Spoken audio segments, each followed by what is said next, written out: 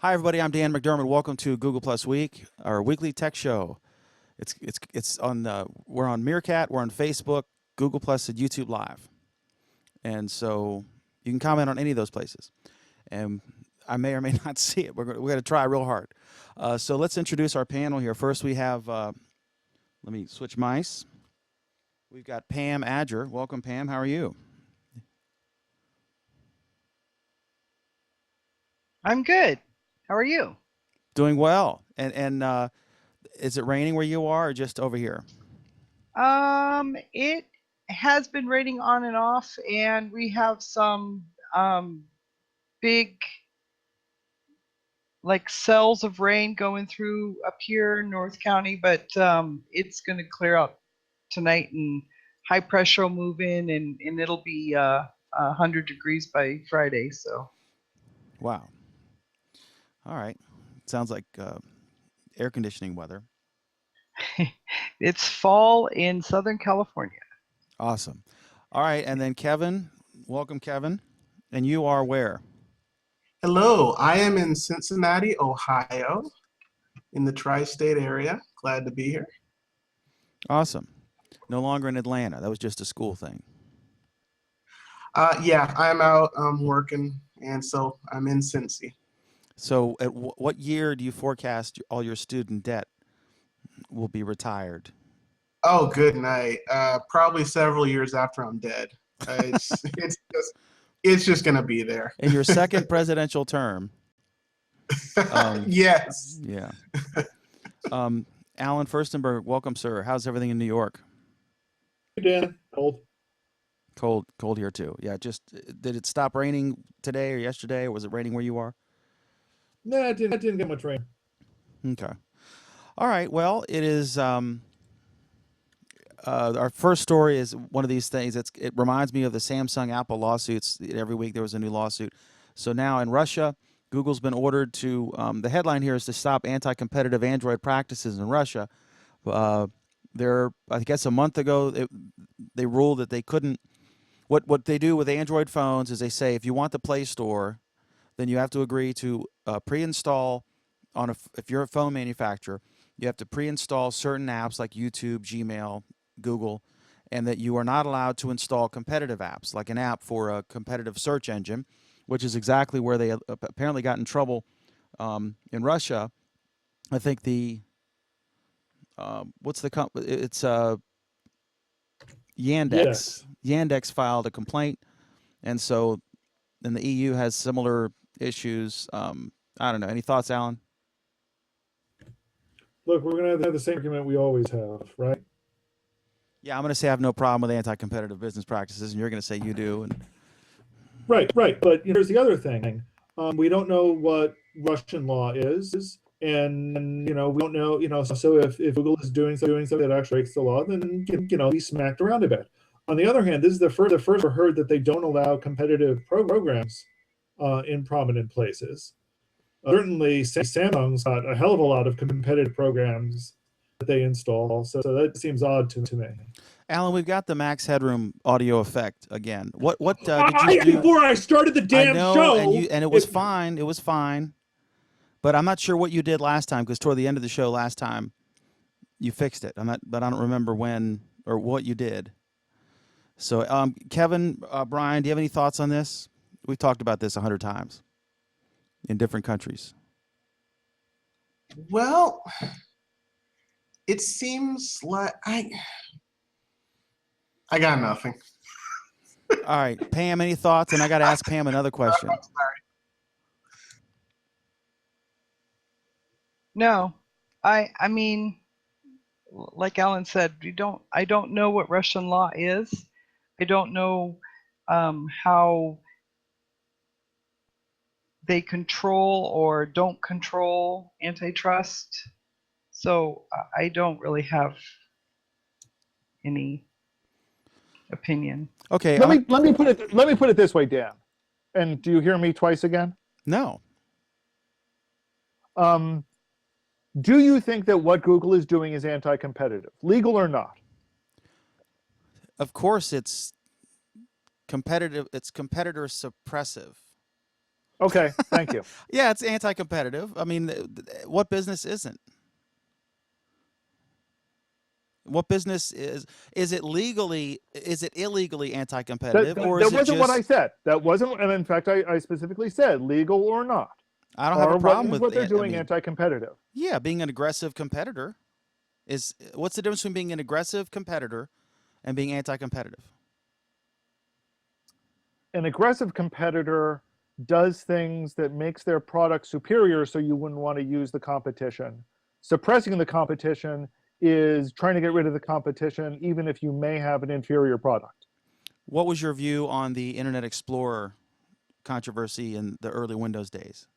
Internet Explorer was a vastly inferior product that Microsoft was shoving down the throats of consumers and tying it to their operating system and making it so that you couldn't effectively install another browser. Okay, and they settled with the Justice Department. Okay, real quick, I got a question for Pam on a topic we discussed last week, I think. But if you're watching on Facebook or if you're watching on Meerkat, I think you can tweet me or you can comment on Meerkat. I think I'll see it. I don't know what I'm doing. And you can comment on Facebook if you have a question or comment on any of these stories, and we'll read some of them. Also on Google Plus and YouTube Live, you can comment. So, Pam, we talked about I know you're in biotech. This is kind of your area, I think. What did you think about the Pharma Bro guy who bought the rights to that drug? I think it was an HIV medication, and raised the price No. from in the teens to like. It's a toxoplasmosis medication. It's used to treat a parasitic infection caused by cat urine. My God. Parasites that live in cat urine. Really? And if you are immunocompromised, you can suffer from this. And the medication is to treat the very, very few cases of toxoplasmosis that occur. The drug had been sold before, and it cost less than $1 to make. And the guy was going to jack up the price to something like $795 a pill or something like that. And you take it for 3 months or so to get rid of your infection. And so basically wanted people who are immunocompromised, not just HIV patients. I mean, there are other compromised people that might need this drug. It costs $50,000 to get rid of it. I mean, it was totally stupid of him to do that. I'm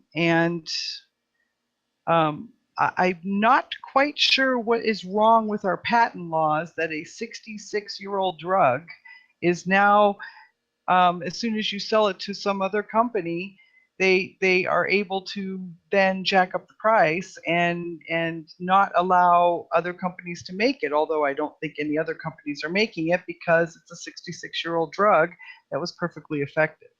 Here's the reason why. It wasn't our patent law, actually, that was the problem in this particular case. In this case, there was only one manufacturer, for the simple reason that originally they were selling it for dirt cheap and it wasn't cost effective for anyone else to get into the market. That one company, which I believe was GlaxoSmithKline, licensed the particular product to this guy. So he held the US distribution rights for it. And he then jacked up the price. It was, at least in theory, perfectly possible for any other company to make a generic version of it. The problem is, in order to make the generic version, as I understand it, they would have had to undergo tests to demonstrate that it was the same drug. Right. Yeah, you have to go through clinical trials. You have to go through all kinds of stuff and basically go to market with it. And Right. It's not cost effective. So it wasn't cost effective from that point of view, but they also couldn't get their hands on the drug in order to conduct the clinical trials. because not only what did he jack up the price, he also restricted the distribution of it. So there were hospitals that were reporting they couldn't get their hands on the drug because he had restricted the distribution. So, you want to talk about relating this to our previous subject, actually. Here was a guy who was manipulating the distribution system. He was artificially inflating the price. He was then artificially reducing the supply of it, and at the same time squeezing out any chance of competition. Yeah. So he's our person of the week. But anyway, he backed down, apparently. At least in He sort of, He's still an asshole. yeah. he sort of back, but he sort of didn't, because he said he would drop the price, but he wasn't really specific about how low he would drop the price either. He just said it would come down, but he didn't say whether it was from 5,000% above to 4,000% above. So he's still winning. Yeah, so we don't like him. I'm just going to say it. All right, so next is Android M is coming out. Now, I think It's out today. it's out today, and this is... Images were released today. Rollout has begun. Now, am I going to get it? Because I know And so in 2 years, I'll get it on my Note 3. Well, that's one thing that Apple has on Android is everyone gets right away. And then, of course, it's so strange buggy. definitions of right away, but yeah. Right, but of course it's so buggy that the last thing you want to do is install iOS right away. So anyway, I guess, am I going to get it on my 2012 Nexus 7? I don't think I am. I know I'm not going to get it right away. No, they've announced that the Nexus 7 2012 will not be getting this upgrade. Is it possible I to believe roll the that thing 2013 back? one will be. Is it possible to roll that thing back to when it worked, to another version of Android, or am I screwed? It's sort of doable. I've never done it, but it's sort of doable. The images are out there. Okay. And I would just periodically get an update. Hey, there's a new version, and I just ignore it, and I'd be okay. But when I do a factory reset, it resets to the latest version. It doesn't reset to the factory, the version it shipped with in 2012, correct? I think so. I've never done it, though. Okay. All right, so tell us, Android M, Marshmallow, rollout has begun. And there's a second topic, but you can either combine it. What I'm hearing is that there's a lot of excitement about Google Now on tap, and that might be like their killer feature or the main distinguishing thing about M. Maybe not. No. What do you think? No, I mean, from everything, I have not played with it yet. But I saw the demo like everyone else at I/O. I've talked to some people that are working with it. Android, it has some nifty abilities, Android Now on tap. But a lot of what I'm reading is that it's not really going to meet its promise until app developers really start programming to take advantage of it. And right now, they're not. And honestly, I don't see them doing so for the foreseeable future. There's not going to be enough, adoption of it. It doesn't give enough of an advantage that I think it's going to do much. And to explain what Now on Tap does, for those who may have forgotten, the basic gist of it is that in any application that you're in, you're able to activate Now on Tap, which is a misnomer, by the way, since you're not doing any tapping. You're able to activate Now on Tap, and it will do additional search queries based on the context of what you're looking at that moment. So if a particular song is playing in your favorite music player, Now on Tap will be able to do things like give you information about the artist, give you information about the album, whatever. If you're on IMDb for whatever reason and you go to Now on Tap, it will be able to link you to the movie that you might be looking up at that moment. So it's trying to create these relationships between related content in different applications. And there's a lot of power to that, but it's not all there yet. So it's kind of trying to take the heuristics of Google Now and apply it more broadly. I'm not sure how much people are really going to care. So is this an indictment of Android M as sort of an underwhelming thing, that this lame thing would be the standout? Well, I think the article that you linked to is absolutely wrong. I mean, I've seen a 15-page story that essentially goes through everything that's going on in Android M. Android 6.0 is where it's now supposed to be called. And there's a lot, just a massive amount to it. I think really the thing that people are going to be talking about the most once it gains wider adoption, and I think they screwed that up too. But once it gains wider adoption, I think the big feature is going to be the permission system has been completely revamped. I think the other big thing that you're going to see. Okay, let's talk about the permission system. Go for it, Pam. Yeah. No. I want you to explain a little bit more about what that means.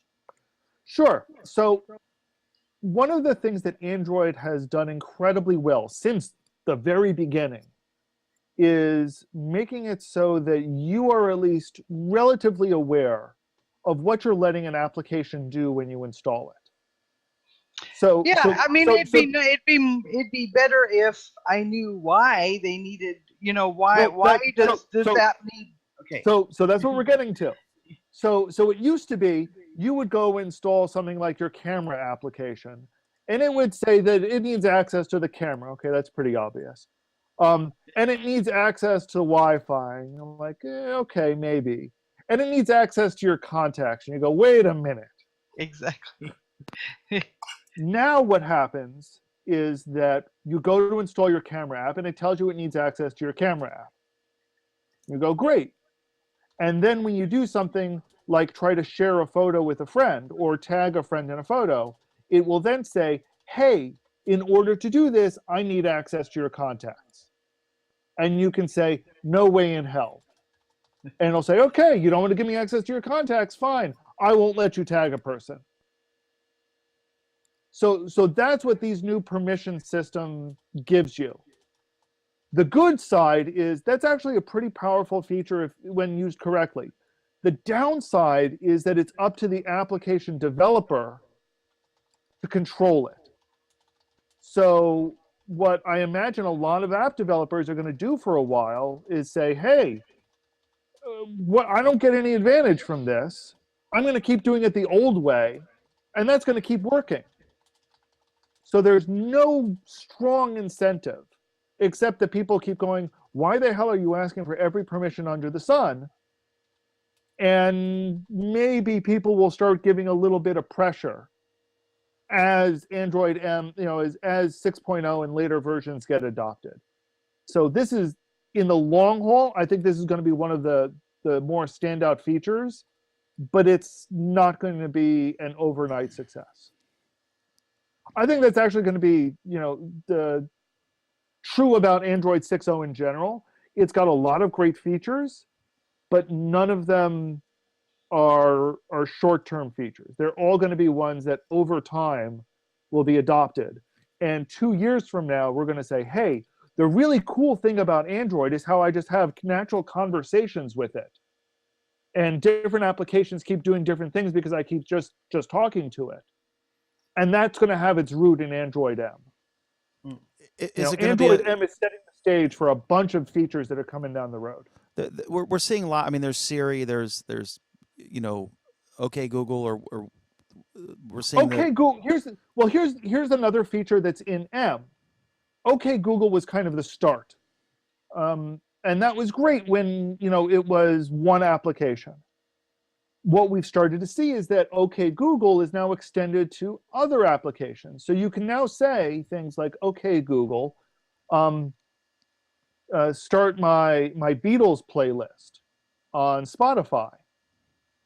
And the what was Google, Google Voice commands now triggers information in Spotify what to do.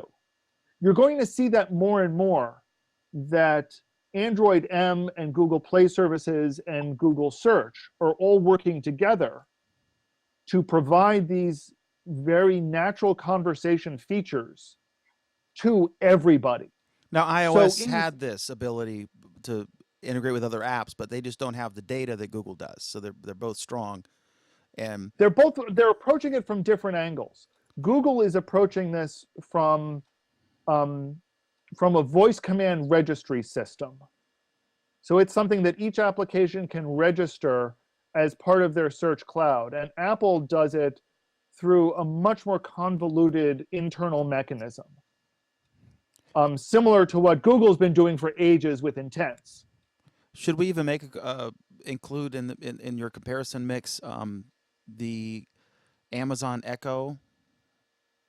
Well, here's the thing, and this is I said this before I/O, that I fully expected Google to announce their competitor to Echo at I/O, and they didn't, which surprised me.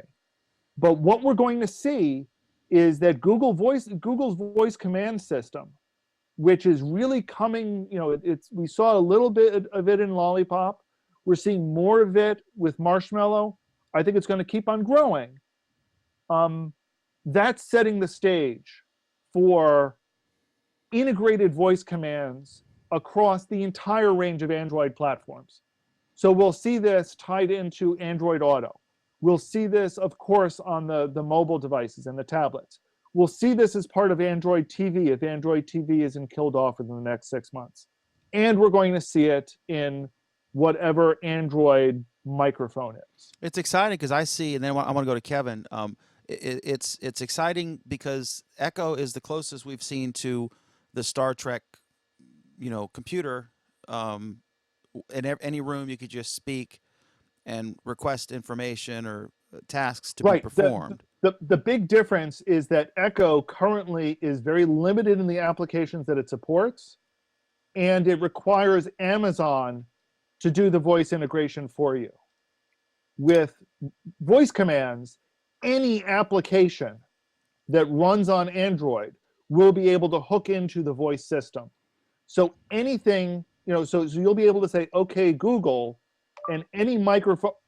Who did I just trigger? Me. Kevin, was that you? And all our viewers, yeah. Sorry to all our viewers. Yeah. So you'll be able to say, "Okay, Google," and trigger voice commands on any Android app, and that may include a microphone that you just have sitting on your desk. Okay, reminder Yes. that you can, and then I'll go to Kevin. If you're watching on Meerkat or on Twitter, Meerkat, or Facebook or Google Plus or YouTube, you can comment on any of those places. And once Kevin does his 2 cents on this, then I'll look at some comments and then we'll continue. Go ahead, Kevin. Yeah, I'm wondering, and this is going to be a recurring theme for tonight for me anyway. I'm wondering how much of the voice search and Google Now teams are working together or are integrated, because it seems like to me at least, it would be the same team that would be working on all that. But from a couple of articles that I've read in the past couple of months, there were a lot of pretty prominent members of the Google Now team that left the company prior to I/O. Yes. And The thing you have to remember, you just made a very strange statement. You said you have to wonder how much the Google Now and the Google Search teams work together. There is no difference. They were always the same team. okay, The problem is everyone keeps thinking Google Now was approaching search from a different direction. Google Now was doing predictive analysis. That's the brilliancy about Google Now. The voice, voice commands, so what? Honestly, Siri is, nothing exciting. Voice commands are boring. The nifty part about voice commands with Google is with Google, now, is how it's tying all the applications together, which is not something anybody else is doing well right now. but I'm not sure how well that team is going to tie everything together now if they're losing a couple of big members. I'm sure. I mean, But no. The bigger question is, where are those cards going to come from now? Because the big members are not the ones that did things like voice integration. They were the ones that did the predictive analysis. So Google Now on tap really is kind of a lamer product, because the people that were doing analysis, predictive analysis, which Google Now on Tap, which is different, which Google Now on Tap was using, they're the ones who left. And the reason why they left, at least the rumors why they say they left, is because the approach that Google Now and Google Now on Tap was given over to the search team to run. Right. That's what I heard. Instead of being left to people that understood predictive analysis, it was being given over to people who knew query analysis. And there is a difference in how you need to think about things. And that's what they were upset about. Well, And justifiably so, I think. I think the truth is that it would have been nice if they had maybe combined those two teams, because voice command is not just predictive, it's also query, right? Well, voice commands are almost completely non-predictive, actually. They're much more query-based. Contextually query-based, but more query-based. Now, going back to what you were saying earlier, are you so Alan, you're saying that the voice search team and the Google Now people, they were on the same team? Or they were working on the same kind of product? They were the best way I could describe it is, the problem is everyone keeps thinking that Google Now are the people who did OK Google, and they're not. Right, They're the right. ones that did the cards. Right, okay. Right. Okay. Those two teams, the best way to describe it as I understand it, and again, I don't know the actual organization, was they sat next to each other. So they were not, they were as part of the same team as you tend to get in Google, where you have an incredibly flat hierarchy. So they worked together, but they worked on slightly different things. Now they're much more mushed together. Okay. It's a difference, but not a huge difference, but enough of a difference that people who were used to trying to apply some very neat technology felt like they were being pushed out of that technology. But what that ends up meaning is that a product that's pretty needed in that Android ecosystem is not going to be growing the way it needs to be growing. And that's really my worry. That, it's growing in a different direction now, yes. It's growing more like how Siri is growing, which, I think is a mistake, but... Yeah, a more useless direction. Because the predictive part is what made Google Now better. I mean, yeah, and in here we are getting to the point where I am moving between the two things again. I'm saying, well, okay, voice search. I'm moving to Google Now. Yeah, I'm already, even in what I'm saying, I'm kind of mixing the two together. Right, it's hard not to. Yeah, it's hard to describe Google Now as just the predictive part in the cards when a lot of times, when you call up some of the information that Google Now is providing, you say, "Okay, Google." So, right. And to be honest, they were part of the same application. They're part of the Google app. When you updated the Google app, you got updates to both. Was it George W. Bush, the Google? He was demonstrating his technical prowess or something. He's like, "Well, I use the Google or whatever." I'm sorry. I get confused. But Google's not good at naming things. Touche. Anyway. Okay, let me do some comments real quick. I'm looking here. Let me see if we have any on Google Plus here. No? None on Plus and none on YouTube. Okay, we don't have any Google Plus comments yet. I guess we haven't said anything really interesting. Jeff Stoner, howdy peeps. Brad, hello Alan, hello Pam, hello Dan. Screw Kevin, I guess. He's been gone a long time. You should say hi to Kevin. Alan, good evening. Okay, so anyway, all that happened. And again, if you're watching on any of the things, you can comment. I should be able to see them. I'm seeing Gary. Thanks for watching us on Facebook, and the people who are sharing it on Twitter. I appreciate that. Okay. I think... are we done on Marshmallow? We could spend days going over Marshmallow, but yeah, we're pretty much done. Not when we have 2 photo topics next, Alan. We can't go days. I mean, It's actually 3 photo topics. oh my God. Okay, so I'm gonna run to the grocery store, the bank, and the post office, and just put it on autopilot here.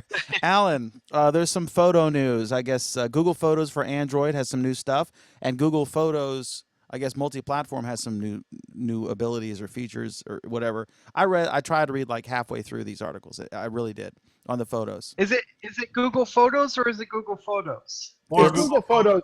It's Google Photos, and miraculously enough, they didn't completely fuck it up. I almost combined these, then I realized one story was about the Android app and one was just about the service Google Photos, not to be confused with any of the other offerings involving photos from Google. So anyway, Alan, tell us everything about photos. Don't leave anything out. For starters, I just want to make a comment. We've had some concerns about viewers in the past who were concerned about my blood pressure. I wanted everyone to know I now have a home blood pressure device, so I can monitor my blood pressure. Are you serious? Yeah, it's a blood pressure kit. I'm honored to have Mike Ditka on the show.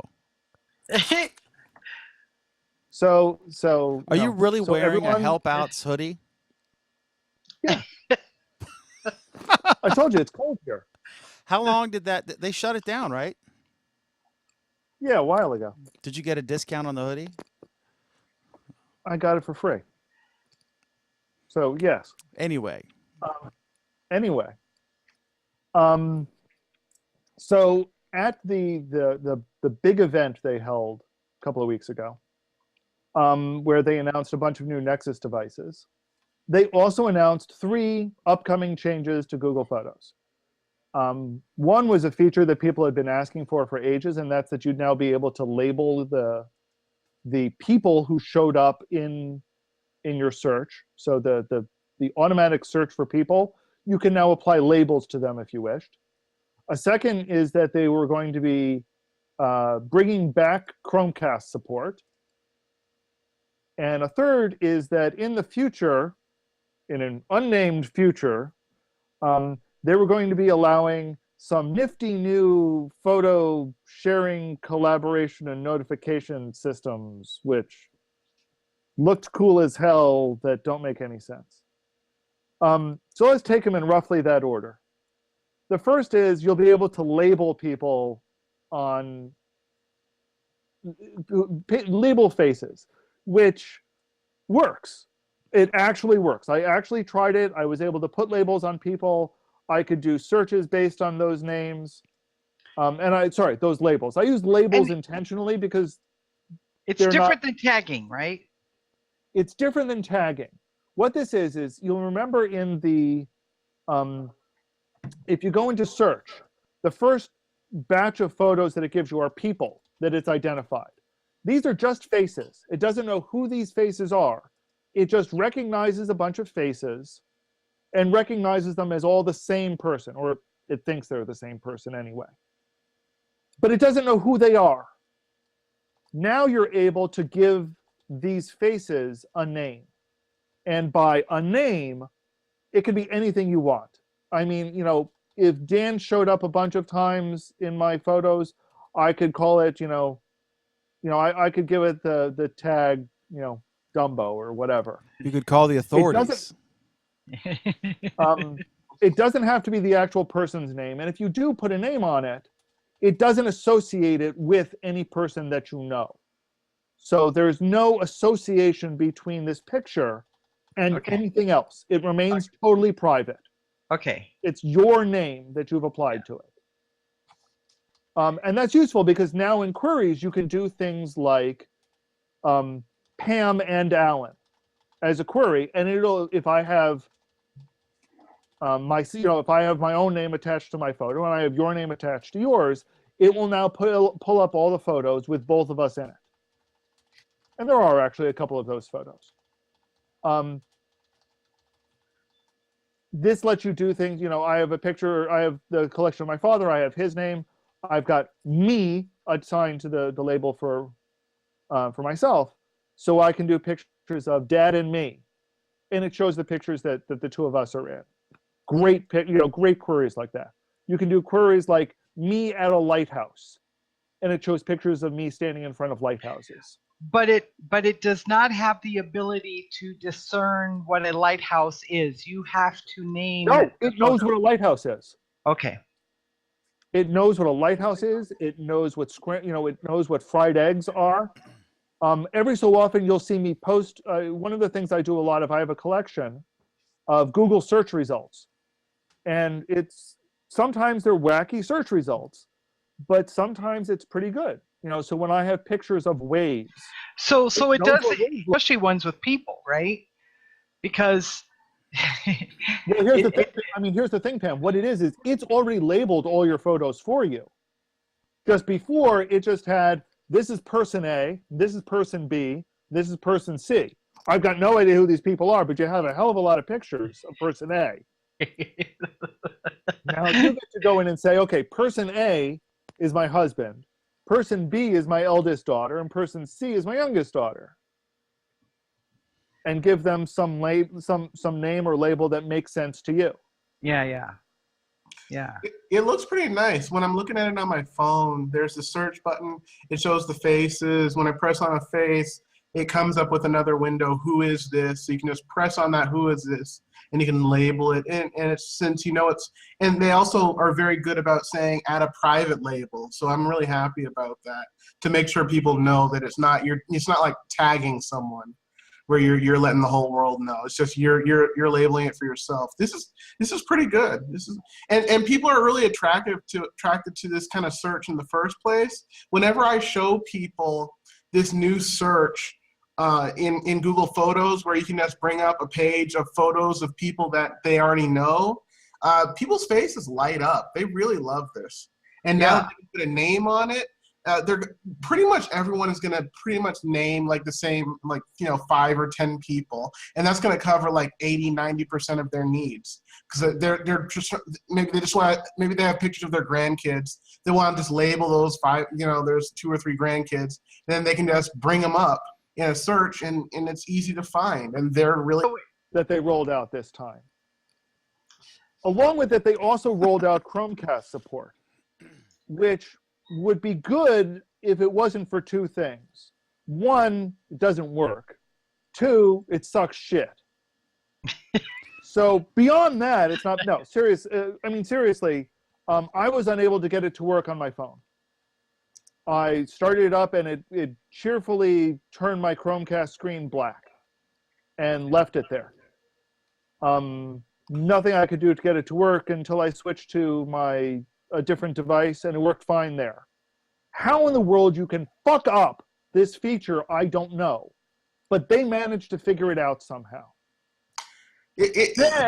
Then when I actually tried to use it to do things like go ahead and show this entire album, you can't do that. You can't do slideshows.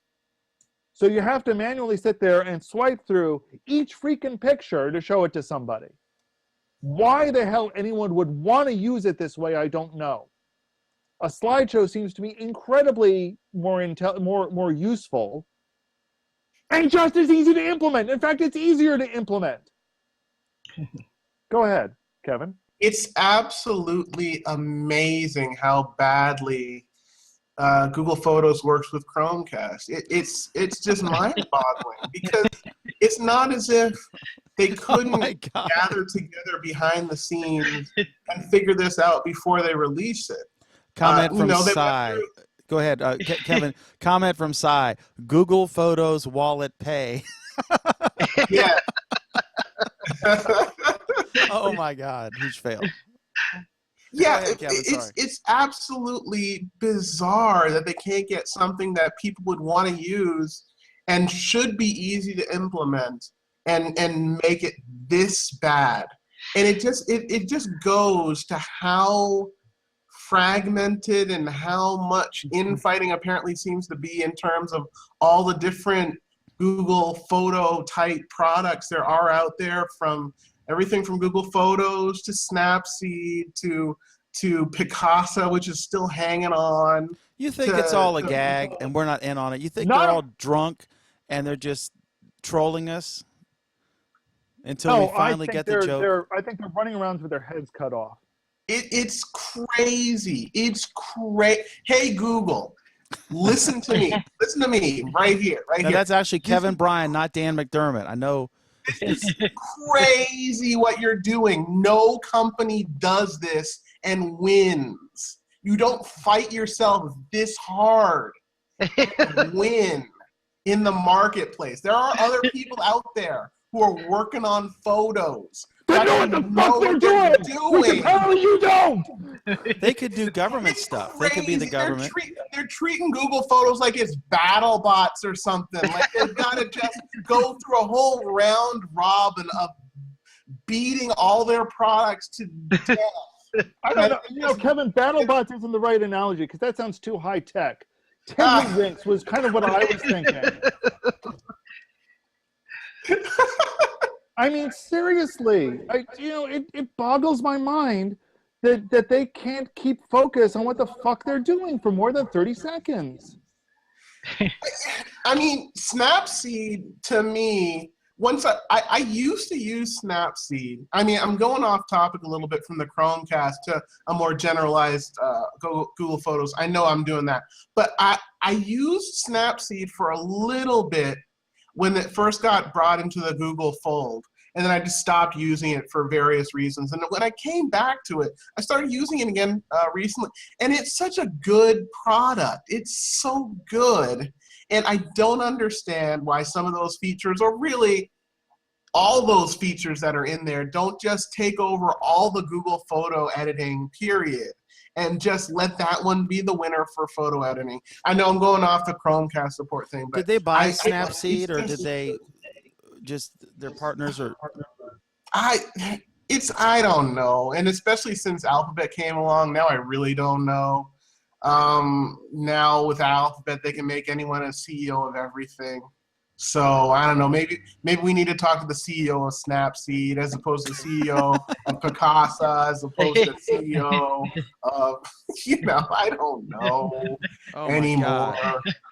I don't know .xyz. That's what's going on. And we're fans. Can you imagine? Oh my God. Yeah. Going back to the Chromecast support, I'm glad it's in there.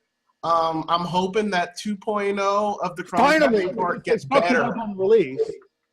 Yeah, I don't. Yeah, I'm just glad. I'm hoping that they'll iterate. That's all I can hope for. And all I can hope for is that they don't iterate like some Hydra head and, the original Chromecast support gets cut. And then they have Chromecast support in Snapseed and Chromecast support in Picasa and Chromecast support in Picasa Web. Hopefully that won't happen, and they won't all separate. Well, no, they won't. What it is you're going to need to do Chromecast support using Photos, and upload support using Picasa Web, and editing support using Snapseed, since they can't seem to get their heads straight in order to get one fucking product to do anything. Yes. I mean, no, it's totally absurd. If you go to the help forum, still, you'll see people saying, yeah, I need to know how to do X, Y, and Z. And the response is one of two things. It's either you can't do that. Or here's the super complicated workaround, and there's like right. Here's the super complicated workaround, which involves you going to Photos, Picasa, and Drive to get it. Or the third answer, Alan. The third answer, which is this is how it worked last week, and this answer this really complicated answer that we had that worked last week doesn't work anymore because they changed it around again. So there's this graveyard of good answers that got supplanted by bad. No, there's no graveyard of good answers. Trust me, there are no good answers in that forum. I have yet to see one.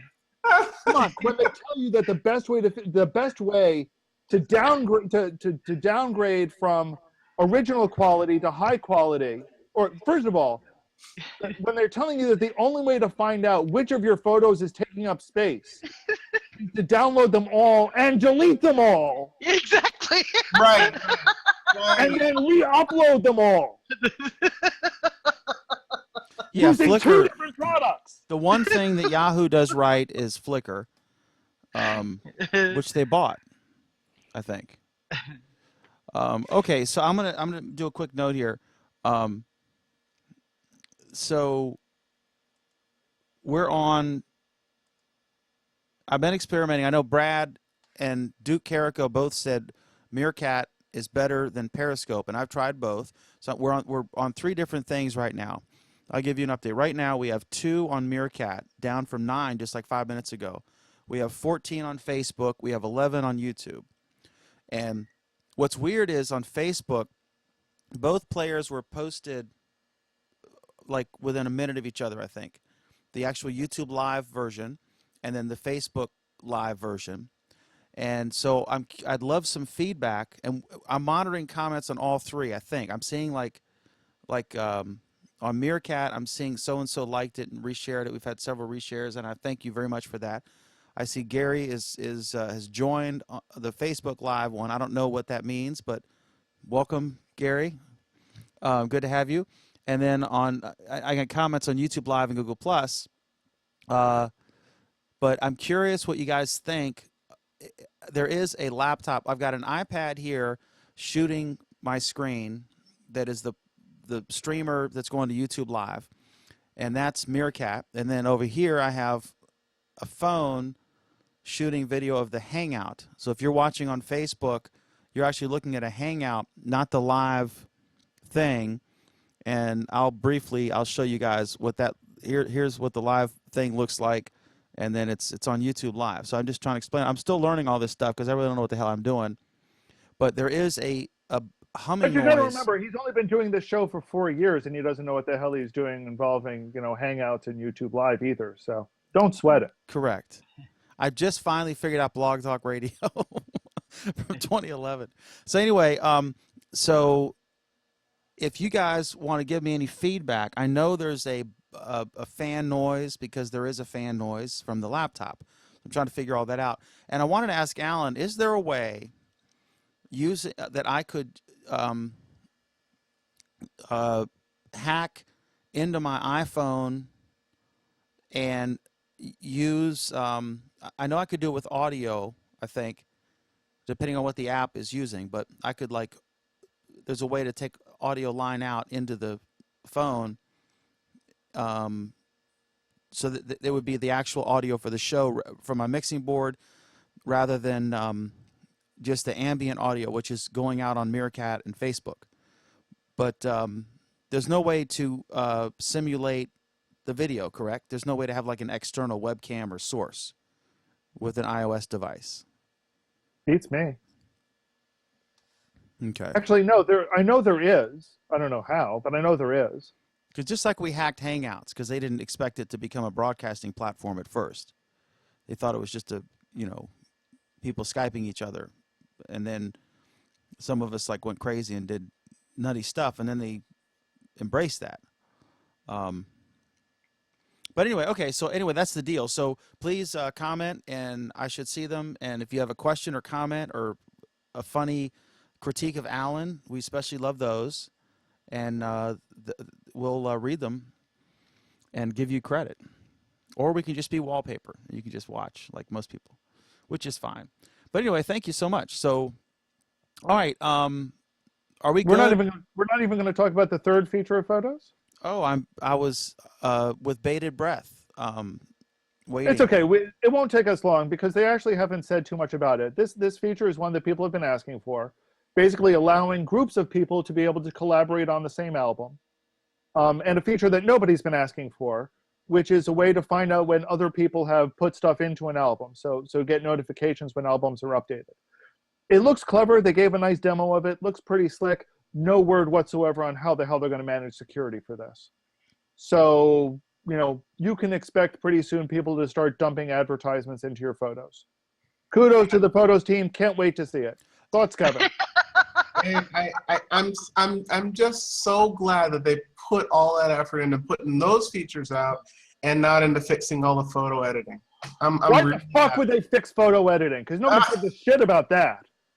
Okay, If question: there Are you 90 saying that, other features? is it invite only, or is it like a YouTube? Is it like No, no, that's the fucking brilliant thing about this, Dan. You want to know how I make it so that you can put photos into my album?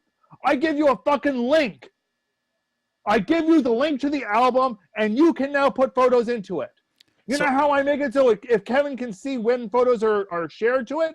I give him the link. Do you see a problem here? Yeah. Does anybody see a fucking problem with like permissions? No, because nobody in the world has ever run into this issue before. What's the red beeping sound from your newest appliance? Let's see when my blood pressure got up to that time. Okay, so Our fans have been concerned, so I'm taking this very seriously now. oh my Ooh, God, that if is you not die, good. I stopped monetizing everything, but if you die during this show, I might monetize that one. That could get some hits. Thank you, Dan. That's quite reassuring. Your legacy would live on. That's really reassuring that you'd monetize my death. Could we get a sponsor? Maybe, Maybe Omron. Ooh, Don't not let your good. way by the Duck Dynasty video, Alan. yeah, I could he beat the he, Duck he could Dynasty. beat the Duck That's Dynasty what I video. always wanted to do. That was up there though. That was like That got my diastolic pressure up quite a bit. That wasn't good. okay. So, all right. Alan, My pulse rate's still pretty good though. all right. So I think we're good on photos. Well, if they ever fix it, we'd be really good on photos. But yeah, we've got nothing more to say about it right now. All right. So one of the things, the way that Google makes almost all of their money is advertising, and now they have this new thing. And I read it. Basically, you can upload, if you're whatever company, and you have a list of email addresses. You can upload that into your campaign. And Alan, correct me if I'm wrong. My understanding is it can target those people, and then it can look at their interests and their browsing history and their behavior and whatever data they have, and it won't tell you who's seeing them or anything like that, but it can sort of try to find similar people. So let's say you're a surfboard shop, and it turns out that a lot of your customers are vegetarians, for example, and or gluten-free or whatever, that it might look for people. It might use those email addresses to find similar people, and turn people onto your products based on that, or what's the advantage? No.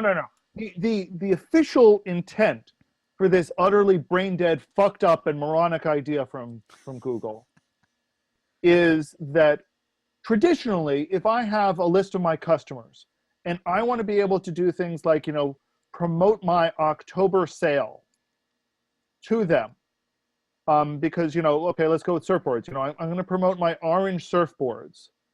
Okay, if they have expressed interest in surfboards as opposed to boogie boards, okay, I can now target my customers specifically with this. Because I know my customers are probably going to come back and buy, whereas random people won't.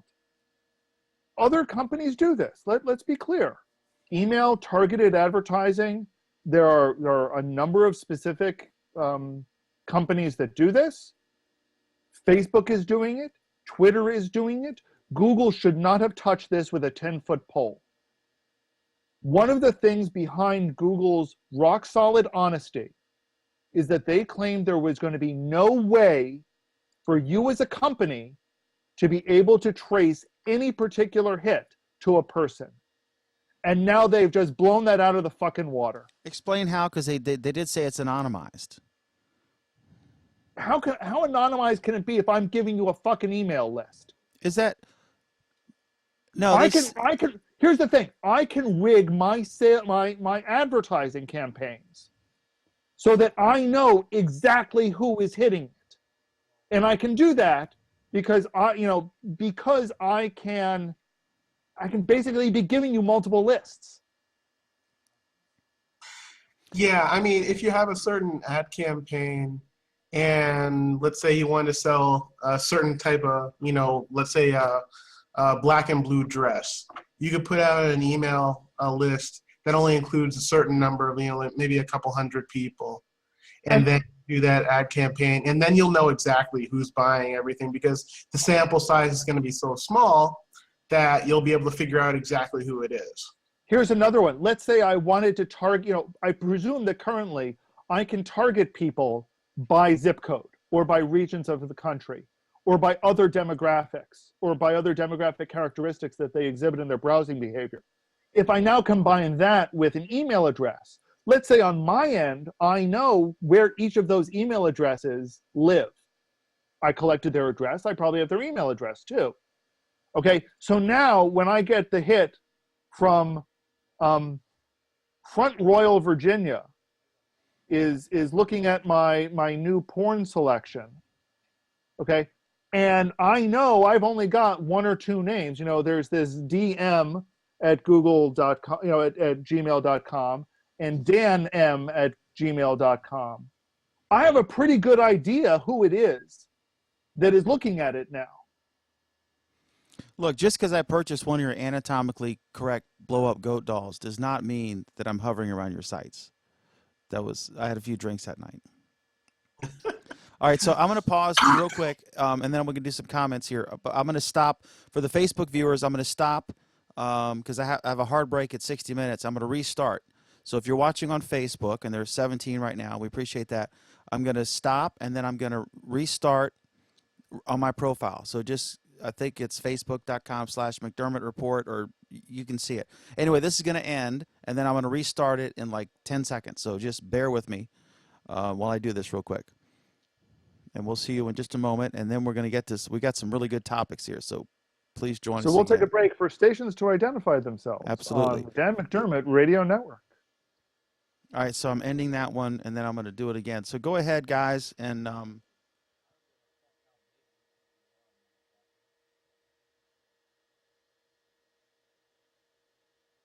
go ahead, Alan, and continue with your discussion of the current topic. Of why this is the stupidest thing that Google has ever done in their entire advertising history. And the worst part is they don't, they think they're doing fine. And this is at a time when everyone is looking at them because they're afraid of, being spied on, being found out, being, that their private information is being leaked. Google's now saying, yeah, sure, go ahead and upload email addresses, and we'll combine it with advertising results. This serves nobody. This is not a good thing for Google. It does serve people, and it serves people who might want to take advantage. I mean, I haven't given this topic an enormous amount of thought, but just thinking about it for a couple of minutes, I thought about the proof that needs to be given that email list that I'm uploading is actually one that I came up with, or if it's something I pulled from somewhere else. If I was less than scrupulous business, then I could, instead of taking an email list that I carefully curated over time, maybe I could find some email list from some other place, or get, by unscrupulous means, another email list, and all of a sudden I can target other people that I might not have otherwise been able to target.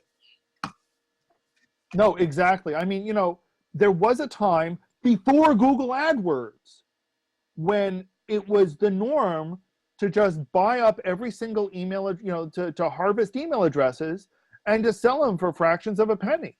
And that plummeted when Google actually started doing good advertising.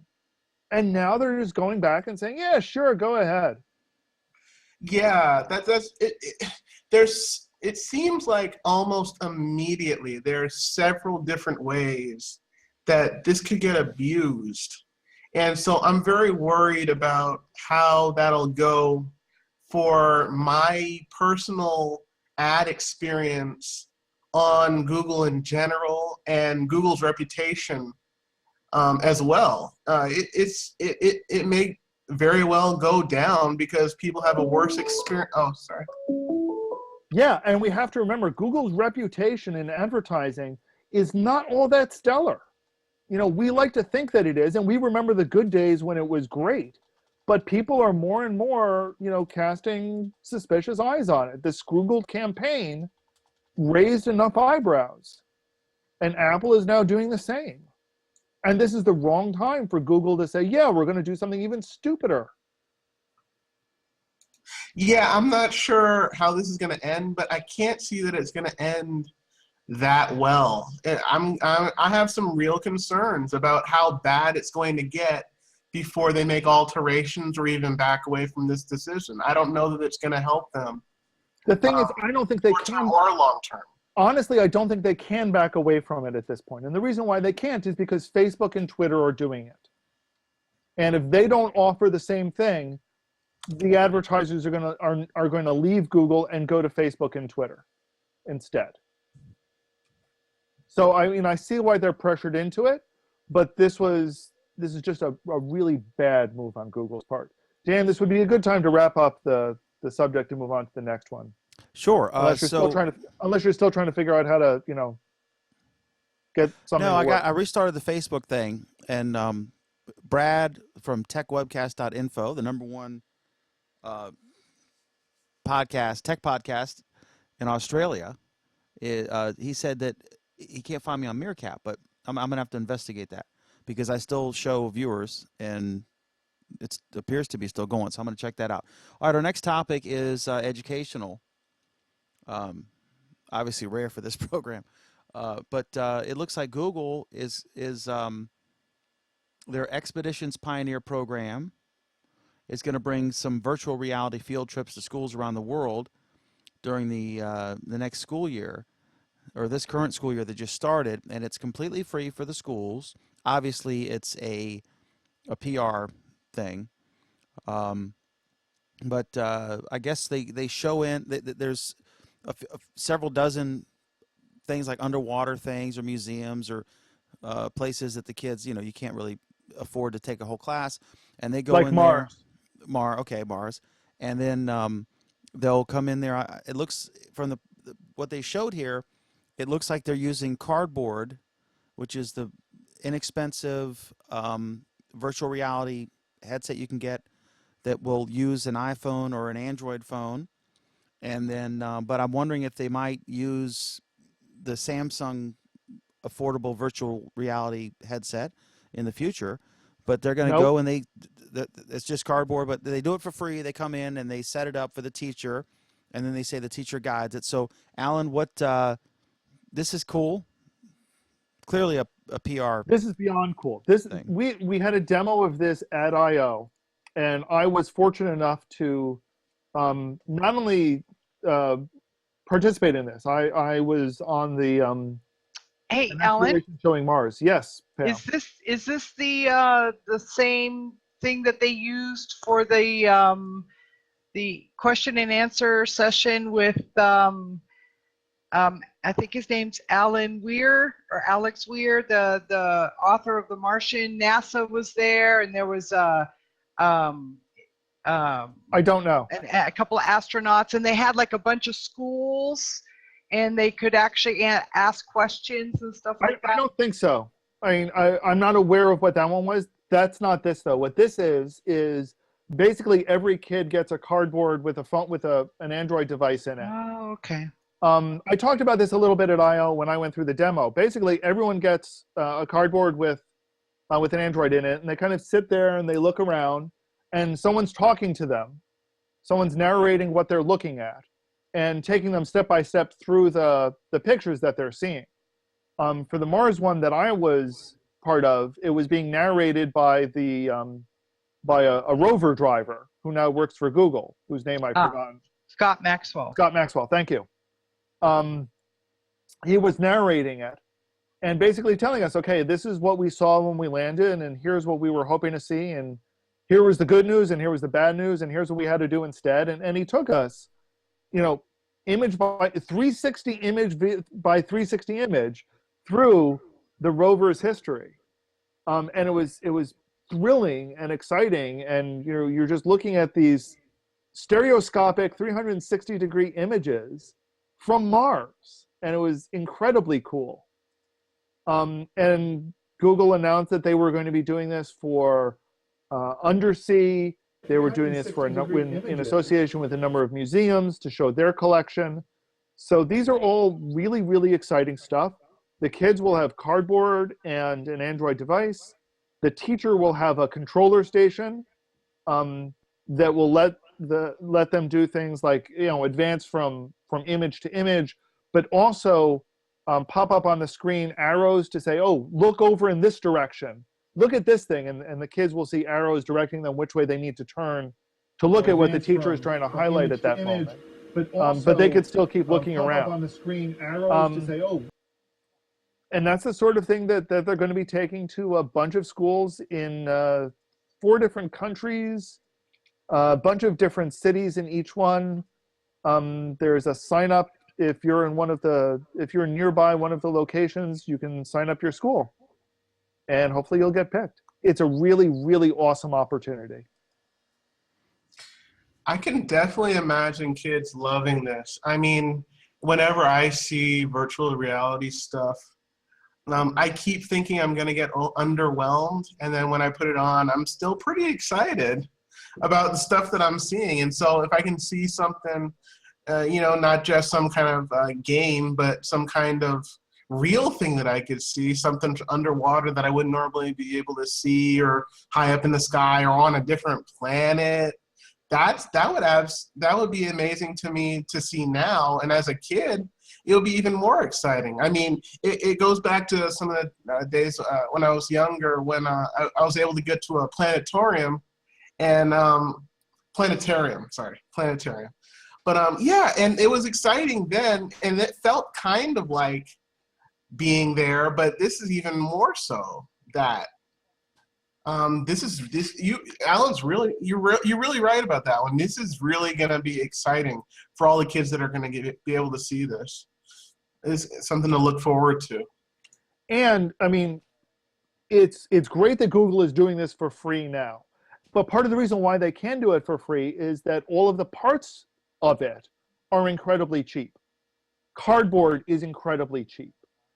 Android phones, they're not massively cheap, but you can do this without the top end phone. The controller station, it's almost nothing. So all of these pieces together are not massively expensive. And in the future, good schools are just going to be able to just get them and provide them for their students as part of the curriculum. Yeah, I mean, going back to the planetarium, that was really expensive. Cardboard is almost nothing. I mean, really, a lot of those kids are going to have the most expensive part of cardboard already. They've already got it, basically, for a lot of those kids. And so you just give them the rest of the cardboard. But Kevin, couldn't any private company do this themselves? Get some of the Samsung things, or use cardboard, or what have you. Here's the difference. The Samsung thing requires a top of the line Samsung phone and a $900 device. No, what I'm saying is, couldn't a private company purchase that equipment, because it's going to be Wi-Fi? You don't need connectivity, and couldn't they, offer a service where they'd roll into your class and do this? I mean, I think this is more of a see what's possible exercise than Google's actually going to visit every classroom in America. Sure, it is, but I think what this is doing is showing, in the same way that a bunch of years back, they showed schools, hey, you can use a Chromebook and give it to, purchase a fraction of it for your students for less than you're doing, for less than you're spending now. And here are all the advantages that you get from that over what you're doing now. And they offered that for next to nothing once upon a time. Now they're charging for it, and schools are lapping it up. There are schools all over, and not all of them are extremely well-to-do schools that are able to do this for their students now. And what this is showing is that in the near future, if this year it's Google that's going into the schools that are doing it, and next year and the year after it's going to be the schools that are well-funded that are doing it, In 4 or 5 years, it will be the schools that are less well funded that are able to do it. That's what this is showing, is that it's not gonna cost a ridiculous amount. You can do it with hardware that you already have or are already getting. That's the power. That's what Google is trying to illustrate here. And Google is providing the curriculum material. Basically, they're providing the pictures, the narration. All of that is being provided by Google and the participating institutions. Yeah, and all of this is assuming that you'd want to have a whole classroom of kids who have it. I mean, as it is right now, I mean, you could technically just get one machine, and then obviously you wouldn't have it as a class exercise, but you could just have it around. You could just have a machine that has Google Cardboard on it, and you could just have that. And kids could look at it. I mean, not necessarily at the same time as a class exercise, but it could just be available just to see. I mean, that's amazing. That's amazing to have around, just as something that you could have. I remember when I was a kid, and y'all remember, Alan may be too young, Kevin I'm sure is, but we used to sit, they'd play a record in school, and there was like this bank, and everyone put the headphones on, and you'd sit when you were in little primary school or whatever, and you'd listen to whatever so you wouldn't disturb the other students. We've come a long way. And this segues into the next topic, which is how Google is doing very well with these, fleet purchases of Chromebooks and et cetera, because they're strong, the strength of Google Apps, Google Docs, the control that teachers have, the Chrome browser, the fact that they're a free software based outfit, and Apple is not doing so well. They've had some controversy in this. Alan, what do you think? I'm seeing this anecdotally around here. I see stories, we get press releases where schools, phasing in Chromebooks or what have you, but it seems like Google's really doing very well in the education market. I got to tell you, it really shocked me about 2 years ago when a friend of mine who's a big Apple person just casually mentioned that his son needed to do his lab work that was located on Google Drive. It was a casual, oh yeah, that's where it is, because that's how they do it. Because why would you do it any other way? It was natural, intuitive, and obvious to him. And he was a big Mac person. A year ago, I was at a friend's house, and his kid was working on a report or something. And they turned around and asked a question, and I realized the question they were asking had to do with how to do something in Google Docs. Okay? It was easy and obvious, and I could answer the question because I know Docs. But it's just assumed by everybody now that Google Drive is for education. There's almost no question. Where 30 years ago, it would have been Apple in education. There's no doubt that it's Google in education now. Apple, there have been some very, very high-profile attempts of using iPads, and a lot of them were big disasters for a number of reasons.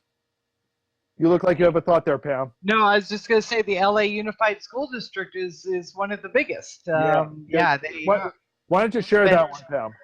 They spent, oh God, I don't know how many millions of dollars to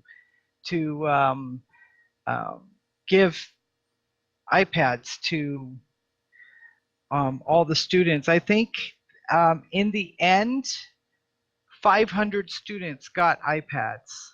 I think that was it. And it was an utter and complete failure.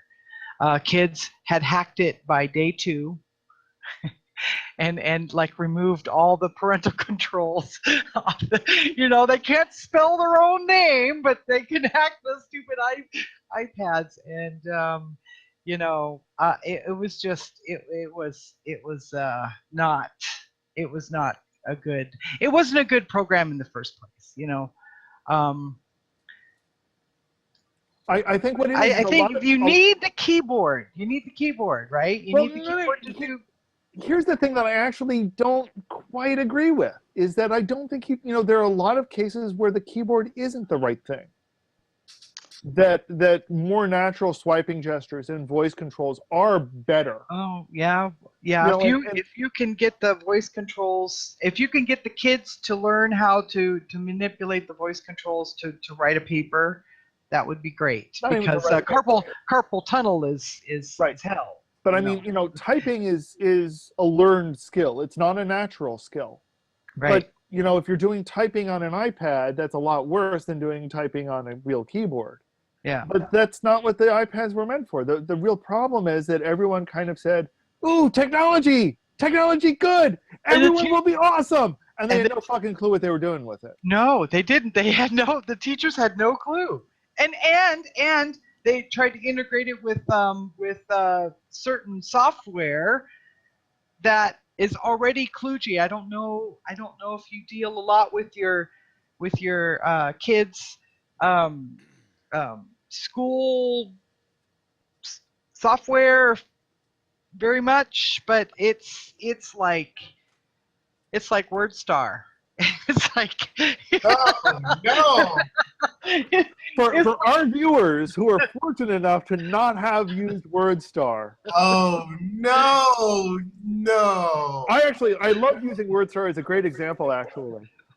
WordStar required you to learn these incredibly arcane keyboard commands to do essential things like save files. Save files was what? Control F7? Control Yeah. Shift F7? Something like that. Totally arcane. Kevin is now looking up the WordStar keyboard commands for us. That's exactly what I'm doing right I can now. tell. I can see it in his face.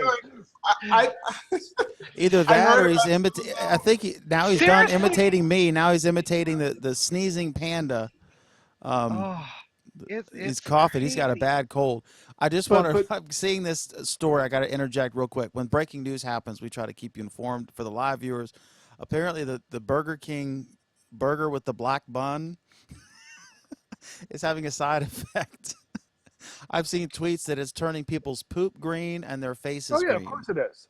Of course it is. I mean, that's what that food coloring does. Well, they said it's got A1 in it. It's jet black It's or whatever. turning their faces what? Green. Yeah, that one I don't believe. Poop, I do. Yeah, how many Whoppers do you think you need to eat before black Whoppers do you need to eat before your face turns Well, green? Pam, it was bound to happen. If you eat a bunch of Burger King Whoppers, there was going to be some negative effect. I like Burger King, and they've always been good to us for my papers. So I'm just kidding. Anyway, of course. we've got a comment from Jeff Stoner on YouTube. I find it amusing that you're talking about the cardboard 3D viewer while my son is sitting in the next room looking through his ViewMaster. I got to tell you, well, for starters, Jeff, is this the new ViewMaster or is this the classic ViewMaster? And I ask that because Mattel has come out with a new ViewMaster, which is cardboard compatible. The new ViewMaster is a cardboard device. That said, my son got his hands on my ViewMaster and was looking at some of the displays.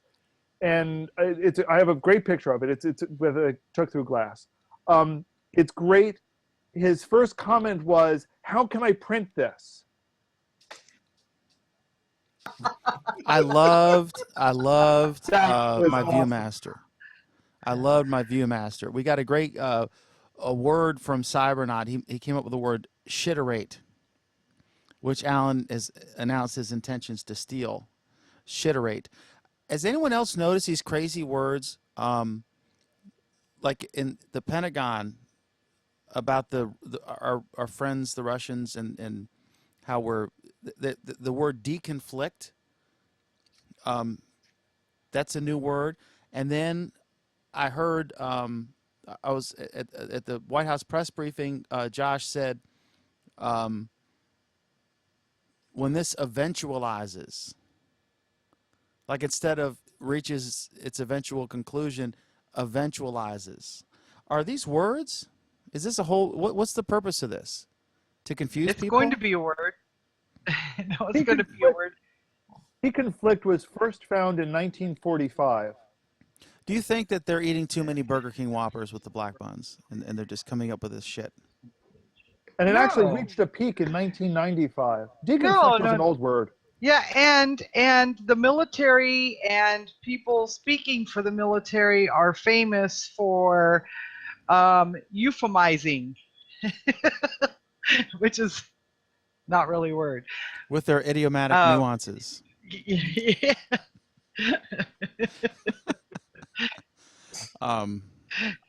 Anyway, but definitely of all of the aforementioned, Shitterate is definitely the best of the bunch, in my humble opinion.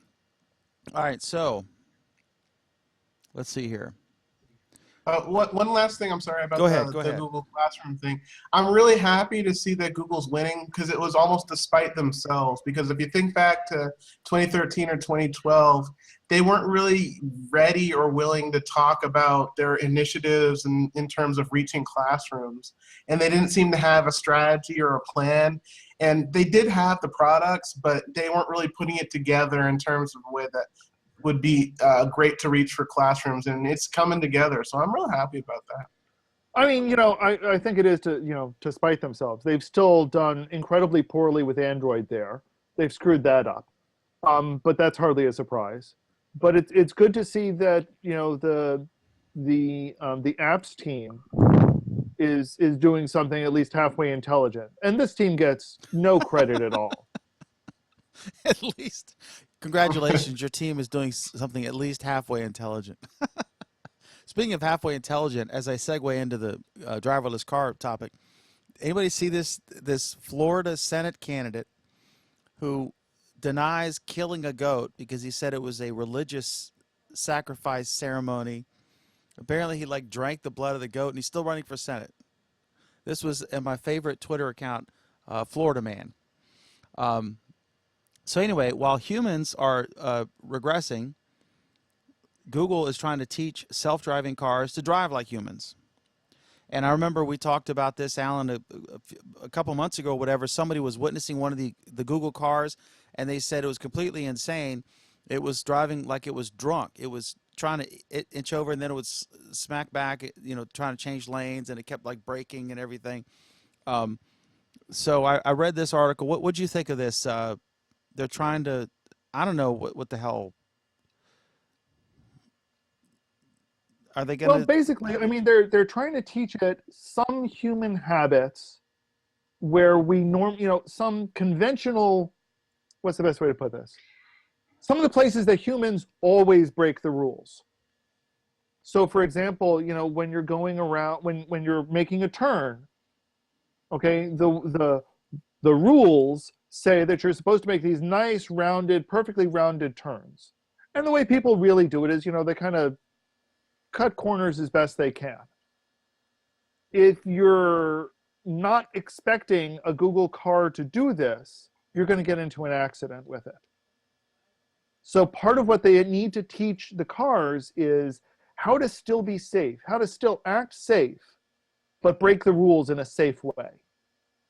Yeah, and do it in a way that makes sure that it's not so hesitant, because that's a problem that's going on too. It's as if the car is driving as if it was a person who's driving for the first time, and that's not ideal to have on the roads either. I mean, it's safe and everything, but it's Well, it's only safe if you're full of other Google cars. If you're trying to follow a Google car and the car starts to hesitate, you can get into an accident with it.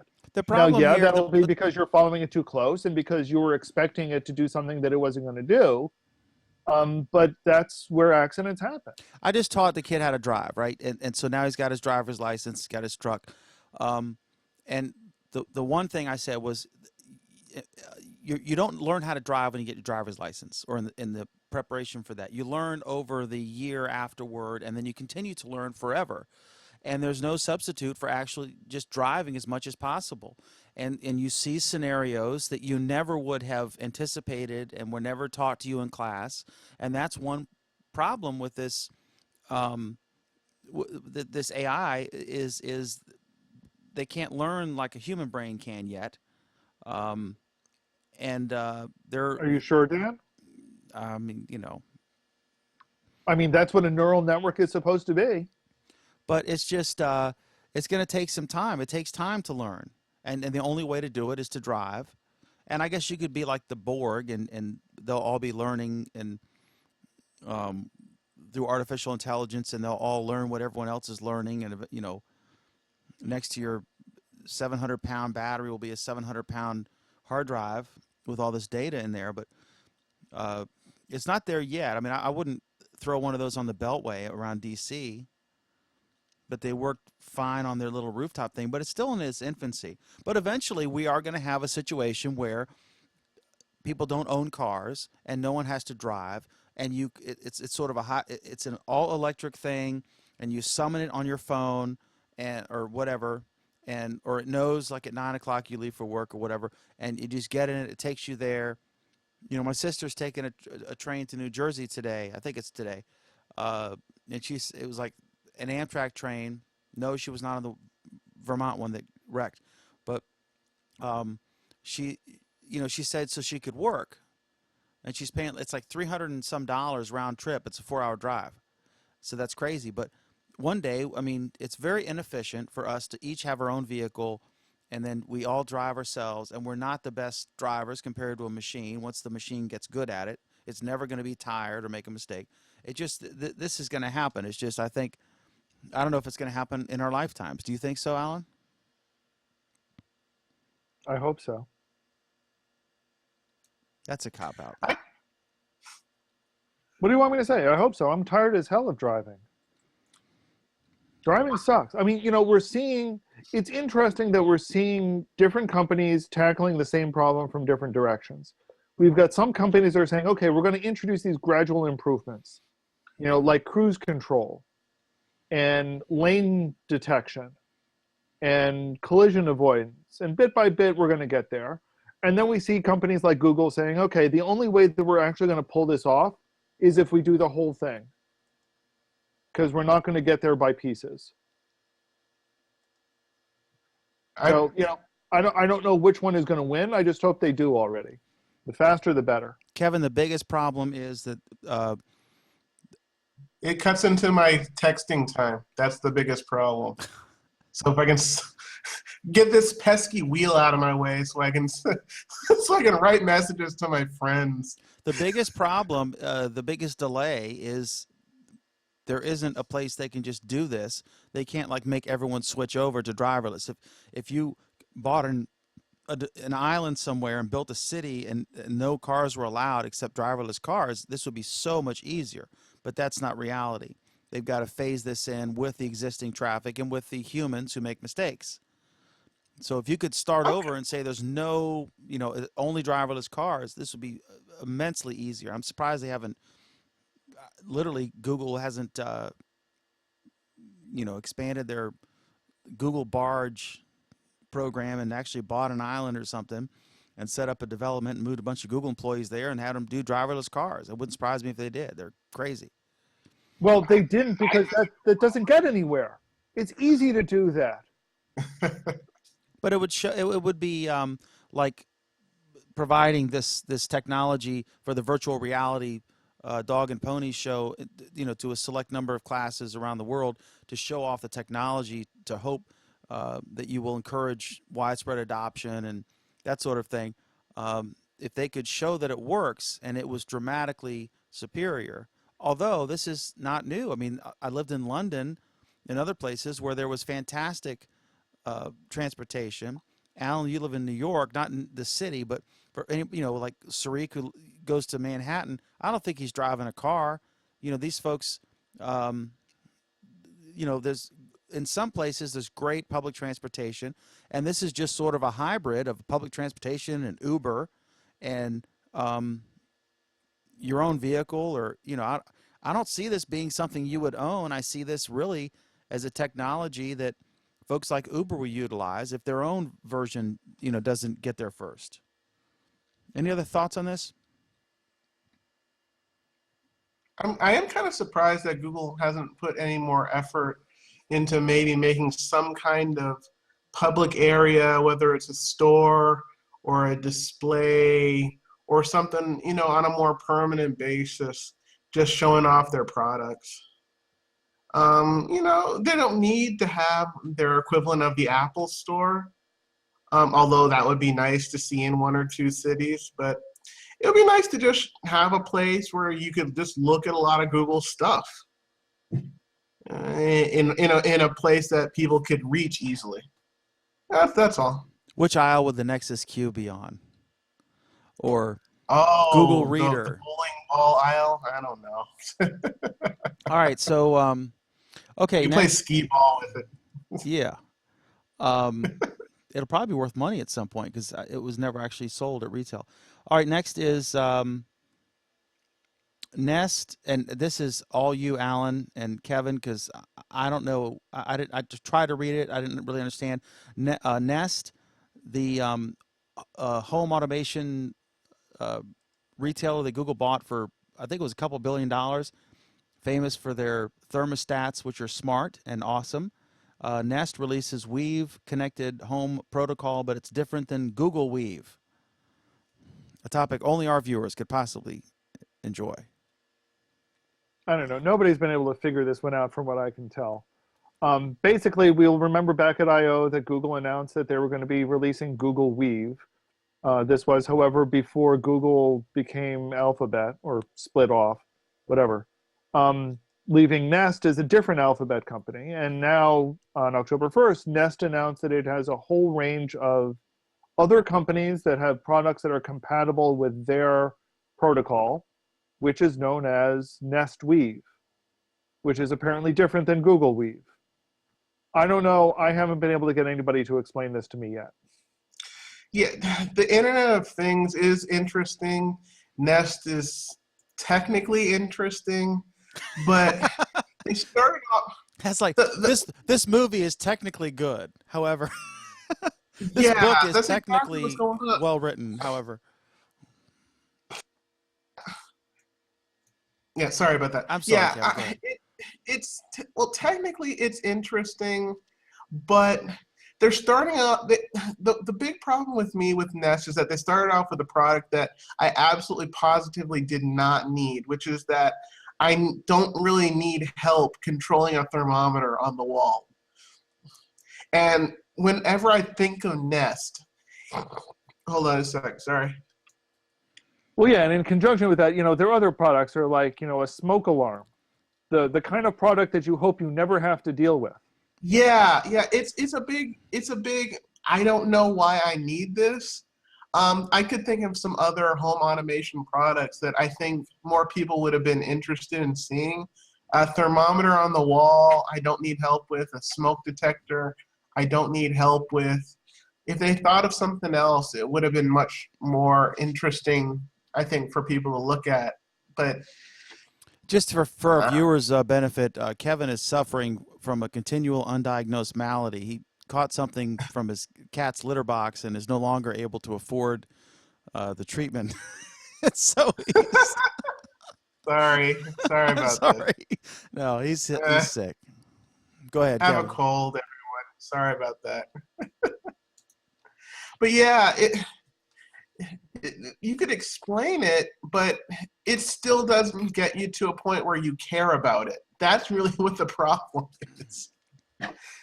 There's a technical explanation for it, but you're getting to a point at the end when you explain it, and it doesn't really matter. Like, All right, I is there don't need any- help. Should we just move on? Okay. I'm going to make an executive decision. And commenting on Kevin's cold, I had a teacher who told me that if you doctor a cold and take a bunch of drugs and stuff, you get tired and it lasts about a week. And if you just tough it out and don't take anything, it lasts 7 days. So that was his advice. It's pretty good advice. All right, next is it was an editorial, and it was kind of a hatchet job, but I kind of sort of see the point. It's just to quote the title is, I used the Pixel C and it seems like a pretty bad idea. This is, I guess it's an Android tablet with a keyboard, which would suggest that anybody would actually compose, create content on a tablet, which is crazy. I can't imagine, like, if I was trying to write a novel or something, or write an article, unless I was absolutely had to use a phone or a tablet. But and why do they call it a Pixel C? That's That would one of the imply dumbest. that it's a You know, Chromebook. Dan, I say this every week, but that really is one of the dumbest statements I've heard you say. I mean, I'm just saying, as a a professional journalist, an editor in chief. Do you know, Dan? Okay, Dan, as a professional journalist, do you remember the Tandy Model 100? No. Kevin, bring that image up for us, please. The Tandy Model 100 was this nifty little device. It was about yay big, yay wide, kind of thin, opened up. It's what we would nowadays call a netbook. Every single journalist in the White House press corps had one, because it was the best way to take notes, write articles on the go, et cetera, et cetera, et cetera. Okay, basically what the Pixel C and the equivalent and whatever the Apple's version of the same thing and the Surface version of the same thing is a tablet with a keyboard stuck on the side that tries to do basic typing functions. Okay? The Surface probably did it the best of all of them. And what this Because it article ran a says, desktop operating system, as well, opposed no, to the because- compromise that is a mobile operating system. No, because it ran an operating system that could do all of the above well. Why do they even call it a Pixel? I mean, Pixel for Google has been associated with the Chrome Pixel, which was a Chromebook, a high-end Chromebook, which you have, you have one of those. Right. And this is, why are they using the Chrome name for the? Well, they're not using the Chrome name; they're using the Pixel name I'm sorry. Why are they using the Pixel name? The Pixel instead of the C, Nexus name. it implies that it's got either a Chrome or regular. I don't know. I just you can say what you want, but a netbook is vastly superior than an iPad or a Nexus tablet or a Galaxy Tab. That's why their sales are doing so well. I mean, No, netbooks are shit. I agree, but they're better than the finest tablet at creating content. If you're trying to write No, they're long not. form text, Well, but I would much that's rather have a laptop shaped device, be it a Chromebook or a Windows laptop or a MacBook or whatever. I'd much rather have a desktop operating system or a Chrome OS, which I would say is closer to a desktop operating system than a mobile compromise app thing. Wait, Dan. Chrome OS. Didn't you refer to that as a ghetto operating system? Your Chrome box, and it was like 4 years ago. Didn't you? Yes, it was 4 years ago. But I This believe is like Oleg Dan and I. Quayle with the potato. They never let go. There's no It was E on potato, but there is when it's plural. When it's two potatoes, there's an E. Face it, Dan. You were wrong then. You're wrong now. About But any what myriad of things, yeah. But what they're trying to say is that the argument goes, and it's not an argument I agree with, but the argument goes that all you really need is the keyboard and the right applications to do the things that you want.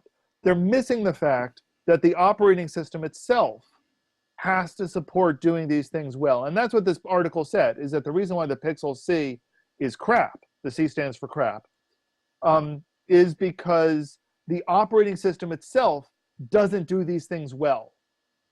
The reason why the Surface is a little bit better, and only a little bit better, is because its fundamental operating system handles these things a little bit better. That was my point, Alan. I was saying that any Yes, kind of yes, but you then said that it was a desktop operating system, and it's not. no, I didn't. I said that this is Roll the not tape. ideal for creating content. This is a large phone with a landscape orientation, and a a little shitty keyboard that little skinny people could use, and it's not ideal for creating long form content. That But why is it not? No. What you didn't say is why it's not ideal. You then I made said this broad regular statement that this device laptop. wasn't ideal. A regular laptop. We're getting hitched in Vegas next week for viewers who don't know. But a regular laptop form factor with a desktop operating system, be it, and I would put the Chromebook in that league. I would say that is, Google Docs is vastly superior. It's not as good as, like, I don't know, if you have good Okay, connectivity, I don't think Dan, there's any advantage of there might be some more whistles and bells over Google So Docs. Dan, Dan, how is running? As I'm trying to bring it up here, let's see. How is running Google Docs on my tablet here Mm-hmm. any different than running Google Docs on my desktop browser? Because it sucks on the tablet and it's not sucking on the desktop. Because you have a How is real it sucking keyboard, you on have a the real tablet? mouse. Okay, so you have a keyboard. If you're going to hook all that shit in there, why don't you just bring a laptop or a Chromebook if you have good Wi-Fi? Because it's half the weight and you don't necessarily have good Wi-Fi. Pardon me, should we pause longer for that to load on that inferior processor?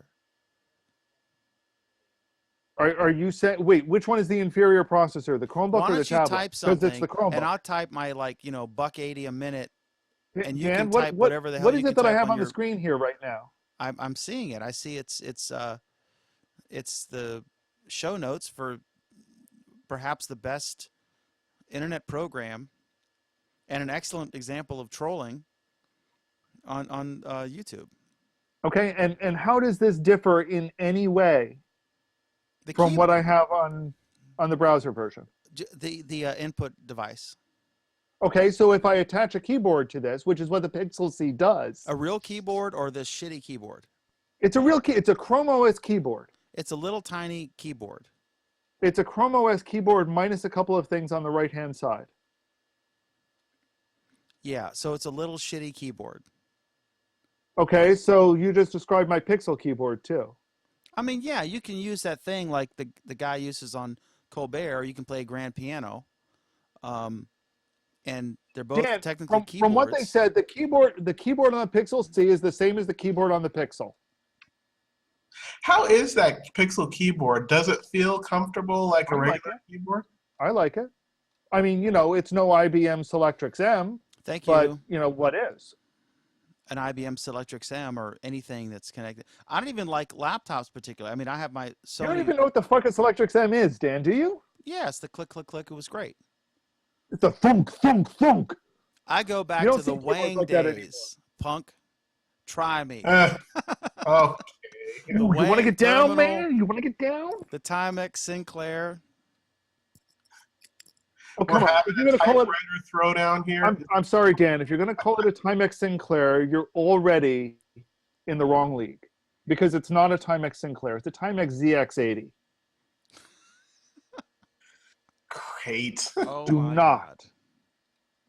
God. Okay, so we all agree. Next. I'm going to look for comments here. Facebook people, you can comment and I'll see it, I think. You can comment to me or to any of the participants if you know them, and we'll read your comments if you want to say witty things and troll Alan or Kevin or Pam. Although Pam will literally drive to your neighborhood and punch you right in the face. So I would stick with trolling me and Kevin and Alan. Kevin's posted a great picture of the Model 100. Thank you, Kevin. Yeah, no Go problem. ahead. I tried to send it to the YouTube comments as well, but I can't post the actual URL. So anyone who wants to see a picture of the Tandy 100, go to Dan's post of the Google Plus Week, and you'll see it there. You'll see a link there. Excellent. Why do they call it the Pixel C when Pixel was last used for a Chromebook? Because the point they're trying to drive home is that it is netbook-like as opposed to tablet-like. It's more like a netbook than a tablet. Is the point they're trying to make? which is bullshit because it's a tablet with a keyboard and it's Oh, and Chrome OS is a browser with a keyboard. no. I've defended the Chrome. What I'm saying is Chrome is more like a desktop or laptop form factor and the operating system, whereas any tablet, and I have like my unusable Nexus 7 2012 version, which is so freaking slow because Google doesn't give a shit. They promise you, oh, we're going to get all the latest updates, but then the latest updates cripple the previous versions. So that's kind of dishonest. And I have $1,000 iPad Air 2 128 gig, which is currently doing the Meerkat version, if you're watching that. And both of them are, nice content consuming devices, and they're not content producing devices. I would not write any long form text on any kind of Android or iOS device. And the reason why you wouldn't is because they don't have a keyboard. And if you add the keyboard, then what's the problem? Why do we keep going around and around on this exact same subject? It still sucks. With the finest keyboard, it still sucks compared to a desktop version. I have to back up Dan a little bit on this. I do realize that you can put together a keyboard with a lot of tablets, but I kind of get the point that Dan's making in that those keyboards really aren't that great to begin with. And the operating system, Kevin, in my opinion, Android and iOS suck compared to Windows or OS X if you were writing a novel or any kind of lengthy thing. Yeah, I mean, it would be insane to do that, to write a novel. And all this is like a I said, tablet explain and to me landscape format with some shitty keyboard. If I am using a decent sized screen tablet with a decent sized keyboard and Google Docs, what is the difference between that and writing my novel in Google Docs on my laptop? Because the size of the keyboard doesn't make a difference, at least to me, typing long term, the feel is still terrible. Okay, but The screen size, yeah, if you have to do it in Star... Hang on. Look, Hang on. Go ahead, If go ahead. the keyboard is the same as the Pixel keyboard, which they say it is, It still wouldn't be good enough for me. It would be terrible. okay, so you're saying that actually the Pixel isn't good enough, which is a fine statement to make. As far as the keyboard goes, yeah, absolutely. For long-term typing, no way. I For disagree. short-term, yeah. I disagree with you on that, but okay. I mean, it's a fine statement to make. It at least, backs up your statement. I'm like, damn, he's pulling shit out of thin air. Go ahead, Pam. I have a 17-inch laptop, like the largest one that Dell makes, right? And it has what they call a full-size keyboard. It even has a number keypad on the side. And nothing compares to my work setup where they have a standalone keyboard full size and a full size mouse, ergonomic. and I can do my 8 hours of work and not suffer. There's just no comparison to a standalone full size keyboard. If you're going to do long-term work, you will get carpal tunnel in short order using a small device. That's all Okay, there so is that to would it. make Dan right and Alan the other thing. 3-1. Except you haven't backed up your statement with anything but bullshit. Well, at least Kevin and Pam have.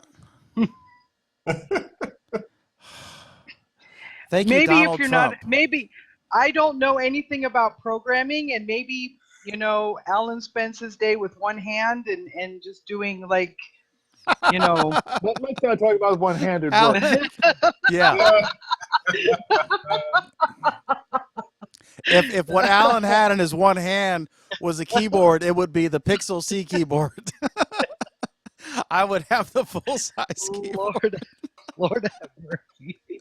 All right, next up, we're gonna lose Facebook in That's 9 not minutes. what I meant. Huh? That's not what I meant. But I know, okay. but okay. Next up is Amazon won't sell the Apple TV, the Chromecast, and the Nexus player. I put two versions here. One is this is why Amazon sucks story, and the other one is actually some common sense. The bottom line here is if it doesn't play well with the Amazon Prime Video service, Amazon is not going to sell it because it's not in their best interest to do so. Frankly, I think Amazon is absolutely making the right call, and this is basically a FU to Google for shutting down their app in the Play Store that allowed people to buy their apps. Google said, no, you got to cut us in. And so Amazon's like, okay, no problem. And then now they're, saying we're going to use our ecosystem just like you guys do, and we're not going to sell the Chromecast, and we're not going to sell the Apple TV. It's a competitive issue, and Alan will probably totally disagree with me. Go ahead, Alan. Well, no, on one sense I agree with you, except, for the fact that, let's see, whose responsibility would it be to get Amazon Video showing up on a Chromecast? That would be Amazon's. I think the issue is secondarily that they won't let them sell, like if you want to buy a movie, that you can't, right? You have to buy it from Google Play. And so Amazon wants you to be able to purchase your library from Amazon. No. And that's one of the reasons why this isn't. No. That's what the article said, the Verge one, the second one. Not the hit piece, but the actual news article. No, Dan, think about because The Verge doesn't write hit pieces. with the Chromecast. they all it's do very doing well is at that. With the Chromecast, all it's doing I'll is be right just back. showing. All it's doing is showing the video. I mean, all that Amazon Prime would need to do is just get it so that it could show on the Chromecast. It doesn't even have anything to do with purchasing anything. I mean, there's other places where there's other parts where they would want you to purchase stuff, but it's just being able to show stuff on the Chromecast. That's not one of them. And right now, go ahead. I thought the whole, and I don't own a Chromecast. Let me be clear about that. I thought the whole point of Chromecast was it takes content available on one media and projects it to another media. No. Actually, that's one of the things that Chromecast doesn't do well. What Chromecast is really designed to do is to let you use your phone, whatever, to tell it what to play. So when I'm broadcasting Netflix, for example, my phone, I use my phone to say, okay, go ahead and play the latest episode of MASH. I use the phone to tell the Chromecast it. And then the Chromecast and Netflix talk to each other. My phone is completely out of the picture. In fact, the only app that I'm aware of that requires the mobile device to actually show stuff on the Chromecast is Google Photos, because they're fucking brain dead and don't know what the fuck they're doing. But everything else, the application runs on the Chromecast and runs independently of your mobile device. So all Amazon would need to do is to write a Chromecast app, the same way they've written a Roku app, the same way they've written an Xbox app, the same way they've written a bunch of other apps for a bunch of other platforms. Yeah, and all this does, them not selling the Chromecast and the Apple TV, it just brings more focus and a big spotlight on, well, wait a minute, that's right, Amazon Prime never did work on the Chromecast, and now you're not even selling this product. So never worked correctly never was officially supported on Android even. Right. And so now we have to have that. Now people who see that and they're not able to buy the Chromecast anymore at Amazon, they're going to have to ask themselves those questions. And those are questions that Amazon shouldn't be trying to make people think about, because they have to come to some uncomfortable truths, which is that either they completely suck in terms of writing apps and they can't do it for the Chromecast, or there's some kind of other consideration, which I don't know what it is. I'm assuming it's business deals, but I don't know. I can't say for sure. I have strong suspicions. I can make some pretty good educated guesses. Right. I mean, I think we can safely guess that it's because, you know, Google and Amazon are in a tiff about what Google is allowing into their Play Store in terms of completely other products. It's got nothing to do with Amazon Video itself. It has to do with other things that Amazon wanted its App Store app to be on Google's Play Store. And Google said, no, we don't really like the idea of something that allows backdoors to be installed. So they finally pulled it. You know, you can almost see that point. Almost, but not quite. I think Google's being kind of stupid on that. But I mean, Amazon has the right to pull any product it wants to, but honestly, the easiest way to compete would be to just make a better product. And instead, they're pulling the better products, which would be either Apple TV or the Chromecast. And they're leaving you with whatever you can do with Prime Video, which honestly is not as useful as other streaming products, both because they don't have as much content as other places and you have to pay for more content, but also it doesn't work as well. It doesn't work as well because I can't play it on the devices that I use on a regular basis. Just make it work on everything the way you make the Kindle stuff work on everything, and there wouldn't really be an issue. Okay, Facebook folks, real quick, Facebook folks, we're going to lose in just a minute. I'm going to stop it again and do the third one. We only got like one more topic yet, but I'll go ahead and start it up again. So hang in there, Facebook viewers. All right, go ahead, Kevin. Don't say anything really good for like a minute. Okay, I'll just bloviate for a minute. And another thing, no, yeah. Chi's working at Amazon now. Why don't we ask him? Invite him to the show and ask him what's going on.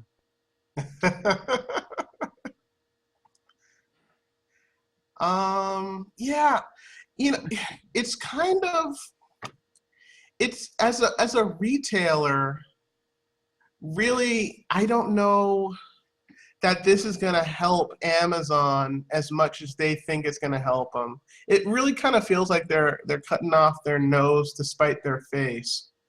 When it comes to the retail side of things, you're always going to be better off just selling products, and whatever people want to buy, just let them buy it. And people definitely want to buy the Chromecast. It's like number 8 on their store of stuff that of bestsellers, and Apple TV is number 14, I think. Last numbers that I saw in articles. Just let them buy that stuff.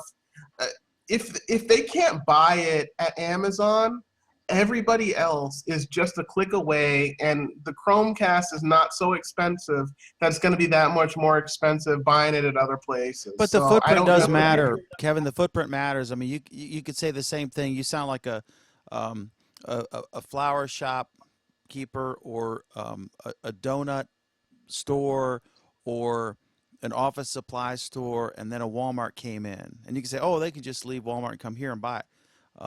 Now, granted, digitally is different on the internet, but no, Dan, comparison is really bad, because if you use the Walmart example, Walmart was undercutting their prices. The problem is on Apple TV and Chromecast, Amazon was not really undercutting the price. do we know what's better, Kevin or Alan or Pam or anybody? Do we know? I mean, Chromecast versus Apple TV versus Roku versus here's what we do know. Here's what we do know.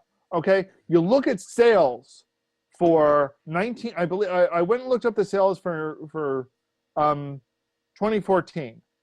Okay, the number 1 I believe was still Roku. Number 2 was Chromecast. Number 3 was Apple TV. And this is despite the fact that Apple TV hadn't come out with a new version in like 3 years. Number 3 was still Apple TV. Number 4 was Other. And in Other was Amazon's product. So somewhere in the midst of stuff that people may have found on a fire sale somewhere was Amazon's equivalent. Also, Pun understand that this is not new. I'm looking here at 2012, a story we covered because our show is that old. Target stopped selling Kindles. Remember? They said they didn't want to sell Kindles because they were selling books and they didn't have a piece of the action when Amazon with the Kindle sold an ebook. And so Target pulled all the Kindle products from their stores. This is just, like we were talking about early in the show, it's a competitive world. And, if you can screw your competitor, then you're going to screw them. It is, but retail, physical retail is going to be different from online retail because you have to physically go from store to store. Okay, or so drive from your house to a store. let me revise Which, and extend my remarks. Target.com no longer sold the Kindle. Yeah, but if you're sitting in front of your computer, that stuff really is a lot closer than any kind of physical store. That's all I'm saying. If Target.com doesn't have, literally a couple of key presses, I will be at another site. That's the difference. That's all I'm saying. It's if it's not sold at Amazon, literally I'm typing in Google. Ironically, I'm typing where I can find it. And wait a minute, the first search comes up in Google that I can buy at the Google store. Right. And So here's to expand on Kevin's point just a little bit, Amazon relies on impulse buying. Okay, I go to Amazon to buy cat box liners. That's not a joke. I really do, because you can buy them in bulk and they're a lot cheaper. And I hate sifting the cat box, so I'd rather just replace the litter. Is that So, a euphemism? anyway, Or? Nope. And so I go there to buy the cat box liners, and while I'm there, I might pick up something else, right? So Amazon's shooting themselves in the foot if in technology, right, they now have 2 less products to offer that were bestsellers. Yeah, It's ridiculous when now they're going to go to Newegg or Best Buy or somewhere else. Google, who will still ship it for free. Exactly. Yeah, it's ridiculous. But it's going to be for a them. hassle, and once you go through that, you're never going to go back to those retailers again. You can stick with Amazon because Amazon's really good at selling stuff, and everything Pam said is accurate. But I mean, but you're not going to be exposed to it. It's all about the footprint. And Amazon has a footprint, just like YouTube has a footprint. There could be some wonderful web TV series on some new streaming platform. Like Comcast just came out with one, and I think Verizon or whoever came out with another one. And I think Comcast's is watchable. And I went there, and it was a bunch of garbage. It was like a bunch of stuff that's already on YouTube anyway, and it was all clips. There were no full episodes. I was like, this is a joke. This is a fail. But Maybe Dan, it'll get better. But okay, so Dan, if you're using Amazon, okay, and bit by bit there are products there that you expect to see that aren't there. But what you're is the barrier inflating, you're inflating the importance of the Chromecast and the Apple TV product. I think compared to Amazon's TV product, no, I'm not. I think compared to Vizio television sets, they are not even a drop in the bucket. Well, this is not about people creating new shopping patterns. People are still definitely going to go to Amazon to buy stuff.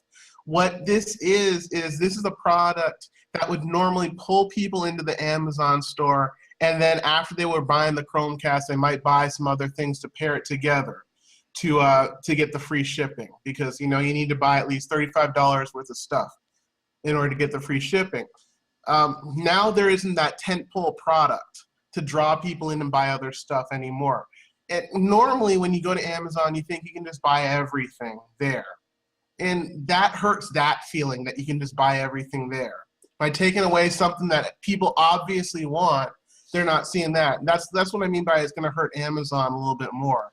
How I mean, will if it people hurt want them the when they're going to make 50 cents selling the Chromecast?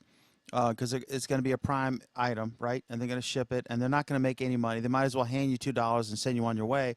But they might instead, when you search for that, pull up a recommendation for a product that does, as they say, treat or work well with Prime Video, and then get you to do something that will help their product and offering. Because like all these products, like an inkjet printer, they don't make money on the printer; they make money on the inkjet cartridges. And you know, Amazon makes money when you purchase movies and songs or whatever from their service. Just but, like but the problem is Amazon Video selection sucks. That's what and the the problem UI is. sucks. Yeah, But but so people are going to look at Amazon Prime and they're going to be like, well, why don't I just go to Netflix? They have way more stuff. sure, Th- and this I is agree gonna- with you this is gonna there. benefit- Absolutely. this is gonna- I have this is gonna HBO benefit now. It's going to benefit Netflix. Yeah, I have HBO now. I have Netflix, and I have Amazon Prime. And Netflix is by far as the longest running player in this space. They are by far the best user interface as far as like your history and suggestions and remembering where you stopped watching and surfacing things that you're most likely interested in watching or continuing to watch. Whereas HBO is absolutely the worst by far. Every time you go there, it's like you're not even logged in. It has no memory of anything you've ever done. And Amazon sucks, but they're getting better. I think I saw somewhere that they said Amazon is about where Netflix was 4 or 5 years ago. I think that's a good call. And this gets to Google. We look at a lot of the stuff that they do well. It's stuff they've done a long time. They've done Gmail a long time. They've done YouTube a long time. And some of these are purchased products. Some are homegrown. Maps, you know, when Apple did their own maps, they were ridiculed. But as much as we criticize Google because they do crazy stuff and they screw it up, when they do stick with something for a long period of time, they can get really good at it. And some of these things take a long period of time to get right. And I think maps and email and how to do videos online and probably driverless cars. I think it's just it's an amount of time that's required to perfect it or to even be stable and competitive. Anyway, anything else on this? No, that's it. Okay, next is Amazon. We've got a couple of comments. Okay, go ahead. This one was actually related to this one. Wendell says, concerning Amazon, their excuse for pulling Google's Chromecast is totally bogus. Chromecast doesn't have to support Amazon Prime Instant Video. It's Amazon that needs to update their app to support casting to the Chromecast. Google can't make that happen. Amazon has to. So Amazon is the roadblock, not Google. All Amazon has to do is update their Amazon app to add the Chromecast APIs. Well, they probably also have to add a couple of other things to use Google Play services, but that's another story. Thus enabling the Chromecast button in the app. It's a public API, and Google encourages every developer to use it. And I just ran into this post from Sheila Dubois, a frequent panelist. It was so liberating to delete all of my photos out of the cloud version of Google Photos. I'm just going to leave it there. Yeah, Another I don't think it's satisfied about customer. Alan. I think this is about who gets a cut of the purchases. What cut do you think Google gets from Netflix, or Hulu, or Fox, or CBS, or ABC, or any of them? Obviously zero. Right. But also it's very competitive between Amazon and Google, and I like this. This is the point. I like it when companies try to screw each other because in the end, the consumers benefit. They get into price wars. We've all seen the thing where there's two hot gas stations or two, fast food joints or two local restaurants, and they're competing on who can do all-you-can-eat crab legs for the lowest price. The consumers win. If you want to lock in, to say Amazon doesn't have the right to do this is saying let's ban Uber in New York City and just go with the yellow cabs, and it's a ridiculous system where it costs $1 million to get a medallion, and then it sucks, and they won't go into the rough neighborhoods where Uber does. I just think let them duke it out. Okay, next is Amazon will now pay you to deliver packages. It was an unintentional segue. This is just the whole. It's interesting, the part-time economy where you can just like Uber, you can choose to drive. You can do it occasionally or regularly, whatever you want to do. So now Amazon's doing this. Are we all going to be in this? What's the term, Alan?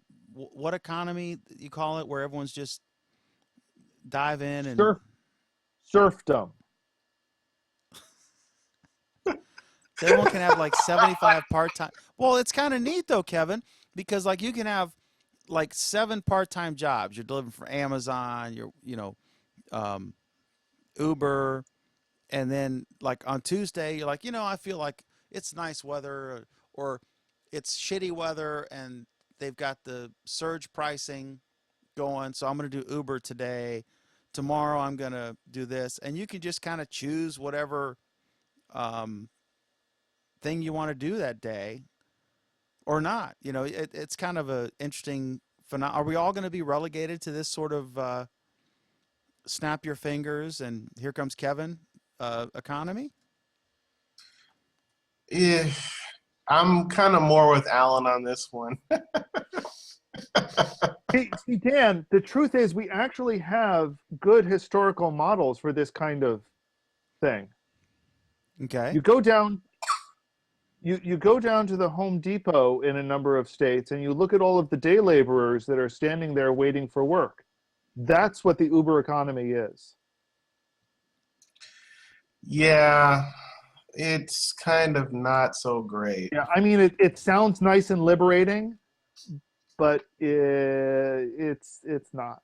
Because a lot of the people that are doing it, they're not looking for flexibility. They just want a full-time gig. They're underemployed. But isn't it? problem. I mean, I'm not sure what the larger meaning of what you're saying is. If somebody chooses to sign up to be an Uber driver, and they go to the local office and get their vehicle checked out, and they have a 2005 plus vehicle, and it's not black, because then that's a whole other thing in certain cities. And they can choose whatever hours they want to work, and they're making pretty good money. I think there's literally an NFL player who was doing it, may still be doing it. For some definition of pretty good money, Yeah. where that means not very good money. And also, you're starting off with the word choose as opposed to left with the option of after they couldn't get a full-time gig. Nobody owes anybody anything. I mean, literally, No, like a friend of that doesn't mine mean just it's an offered. awesome choice of life. A friend of mine just said he could get a buddy a job, or the kid a job at a chicken plant in Edinburgh, Virginia, and it pays $10.50 an hour, and you're deboning chicken for 8 hours, right? Oh my God. And he's driving an hour for the privilege of working for $10.50 an hour. So driving an Uber in Fairfax, Virginia, which is an hour in the opposite direction, would probably pay a hell of a lot more than $10.50 an hour after you paid for gas and insurance and everything. I think he has to be 25. Well, in his case, okay, yeah, but I mean, I don't know, but in the case of, yeah, he's 19, but like for an adult who was choosing between those two jobs, it's all relative. Yeah, if you guys are in New York City or whatever, but these Uber guys I don't know what do they make? Like, they're not making minimum wage. I mean, are they making $20 an hour or $50 an hour or $8 an hour? I have no idea. But there's literally an NFL player who's doing it. I don't know. Let's see. Here's this nice article I just found from January of this year. Should you drive for Uber or Lyft? Comparison of fares. In the past few weeks, both Uber and Lyft have cut their prices, i.e. how much they're paying people. Consumers benefit from competition. Keep going. Consumers benefit from competition, but the guy who has a choice doesn't. Let's see. Uber has lower fares. We're talking fares here. Yeah, they're not given what drivers get, which is what I was looking for here. I have to go. This is a work night for me, and I'm already. Yeah, it's getting late. I appreciate it, Pam, and I appreciate you noticing that Alan is trolling me without any actual knowledge of what he's talking about because he's looking it up as we Oh go. Lord, have mercy. No, I've read plenty of Don't you wanna reports. stay for this? And I- Alan has a much smaller keyboard than I have. You know what? You know what? Here's the thing. Dan wants to go I- sizes now. I have. You want to I look out your have. keyboard, Dan? You know. I know he's like Sometimes 6'8" or something. sometimes I sit on this show and Alan's going at you, and I feel really sorry for you, Dan. That ends tonight. I know I'm 5'7", he's You're like just 6'7". You're just poking the bear here. Yeah, I'm earning my I'm earning my trolling. Pam, it's always a pleasure. Do you want to give a quick how was your Google Plus week before you go? I spent 4 days in bed with a horrible migraine, so my Google Plus week was pretty bad. So, yeah. Yeah, that sucks. Yeah. So today's my first day standing up again, so I'm It is good to hear you're feeling better, though, Pam. this week will be great. So, and next week we go to Arizona to go shooting. We're gonna pack up all of our guns and ammo, and go shooting in Arizona. That's hilarious. You're like the most liberal person I know, and you've got like an AR-15 and multiple other guns. When the government comes to get your storable foods, you'll be ready. And try to, they'll get So your. I live in earthquake country, everyone. I live in earthquake country. I'm not just like some crazy prepper, with a buried bunker in my backyard or anything. I really do have to prep for disaster. That is a requirement. Janet you have Reno. to have a few days worth of food. Janet Reno will get water. Pam Adger's AM talk radio when she pries it from her cold dead fingers.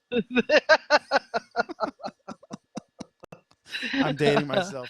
Thank you, Pam. We appreciate it. All right.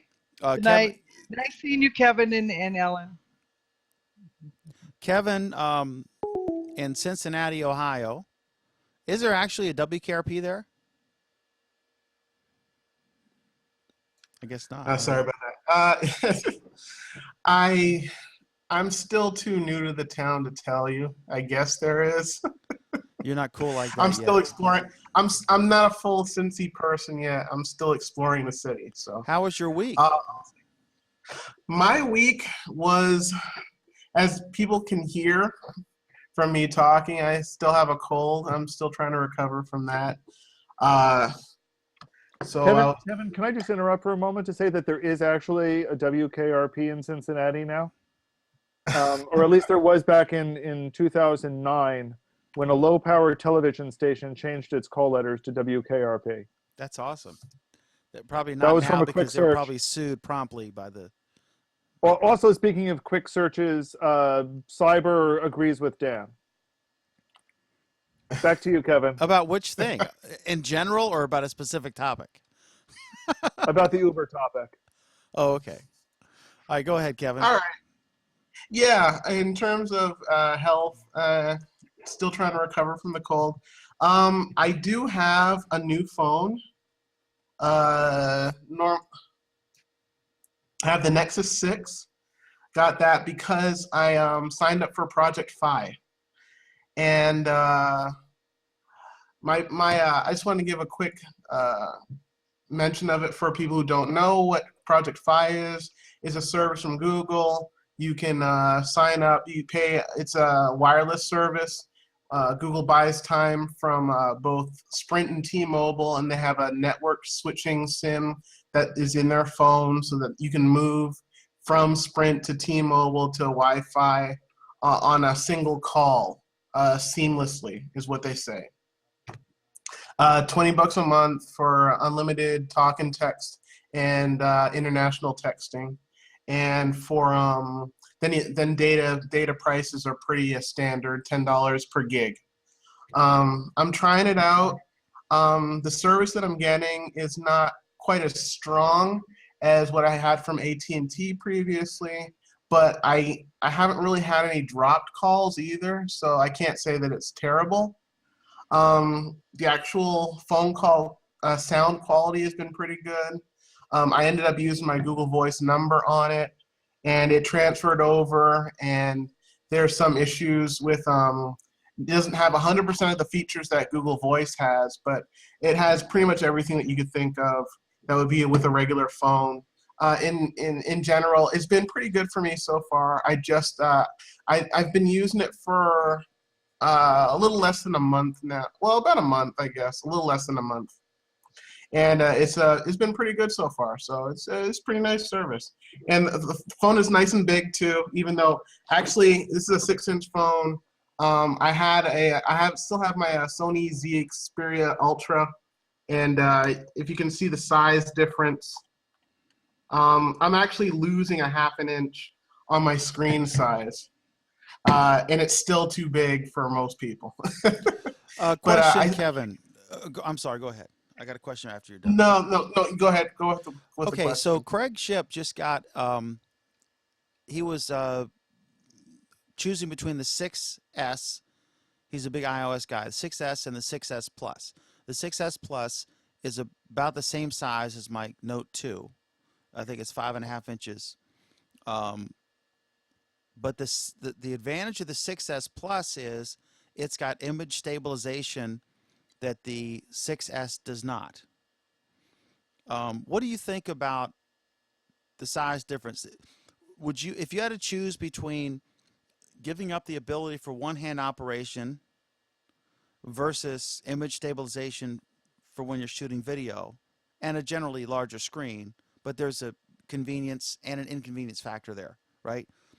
I mean, Yeah. with the 5.5 inch, you're no longer able to, with one hand, shoot a text to somebody or whatever. You got to use both hands. So where would you fall on that choice? I would definitely pick in terms of size alone, I would pick the 6 Plus. I never really used my phone one-handed anyway. Usually the way I would normally use my phone, because I'm not, a lot of times I'm not just having it, well, sometimes I do have it up to my ear like this, but a lot of times when I'm using it personally, it'll be up like this, with both my hands on the side, texting or doing other stuff or looking at video like this. And so it wouldn't really matter to say I'm using it with one hand and pressing buttons and things like that, because I never really did that in the first place. So I would take the bigger size. Okay. That's Awesome. just me. Alan Furstenberg, how was your Google Plus week, sir? It was okay, I guess. Big news on my part is my new blood pressure monitor. What is your Speaking blood of health pressure? issues. Not good. Why does it go up 80% as soon as I come on camera? No, it was not good to begin with. Well, hang in there. Maybe you should Hang give in us. there. We hope you live long enough to end this show. But if not, we'll have it on camera. Don't worry, Yeah. he'll send you a picture of a kitty hanging onto a ledge and saying "hang in there," and that'll be good. I will, to your heirs, I will provide a nice percentage of the monetization revenue from your ultimate demise, which will likely be Okay. at my hand. Anyway, so my week was good. So I got the paper out, thank God, and then we saw a bald eagle today. This was really cool. I was coming back with the kid. He got the picture, I didn't, and then, but he took it vertically, so that sucked. And I was like, "Why are you shooting this vertical? It's a freaking bald eagle, right?" So I got him to send it to me. So I'm going to share it. This is on YouTube for the YouTube live viewers. But here's the shot he took. Let me see here. All right, so here we go. This is about 50 feet away. It was eating a cat or nibbling at a cat in the lane over the bridge. Bald eagles like they're big birds, and they like fish. So that you'll see them on rivers a lot and oceans. But it was so cool. He had never seen one before, and for me, I'm like, oh my God, that's breathtaking. That's so awesome. And to him, it's like it's a pretty cool bird. He just doesn't get it. But anyway, so it was awesome to see a bald eagle today. And there it is. It was in the tree. It was about 50 feet away. This is with the Note 2.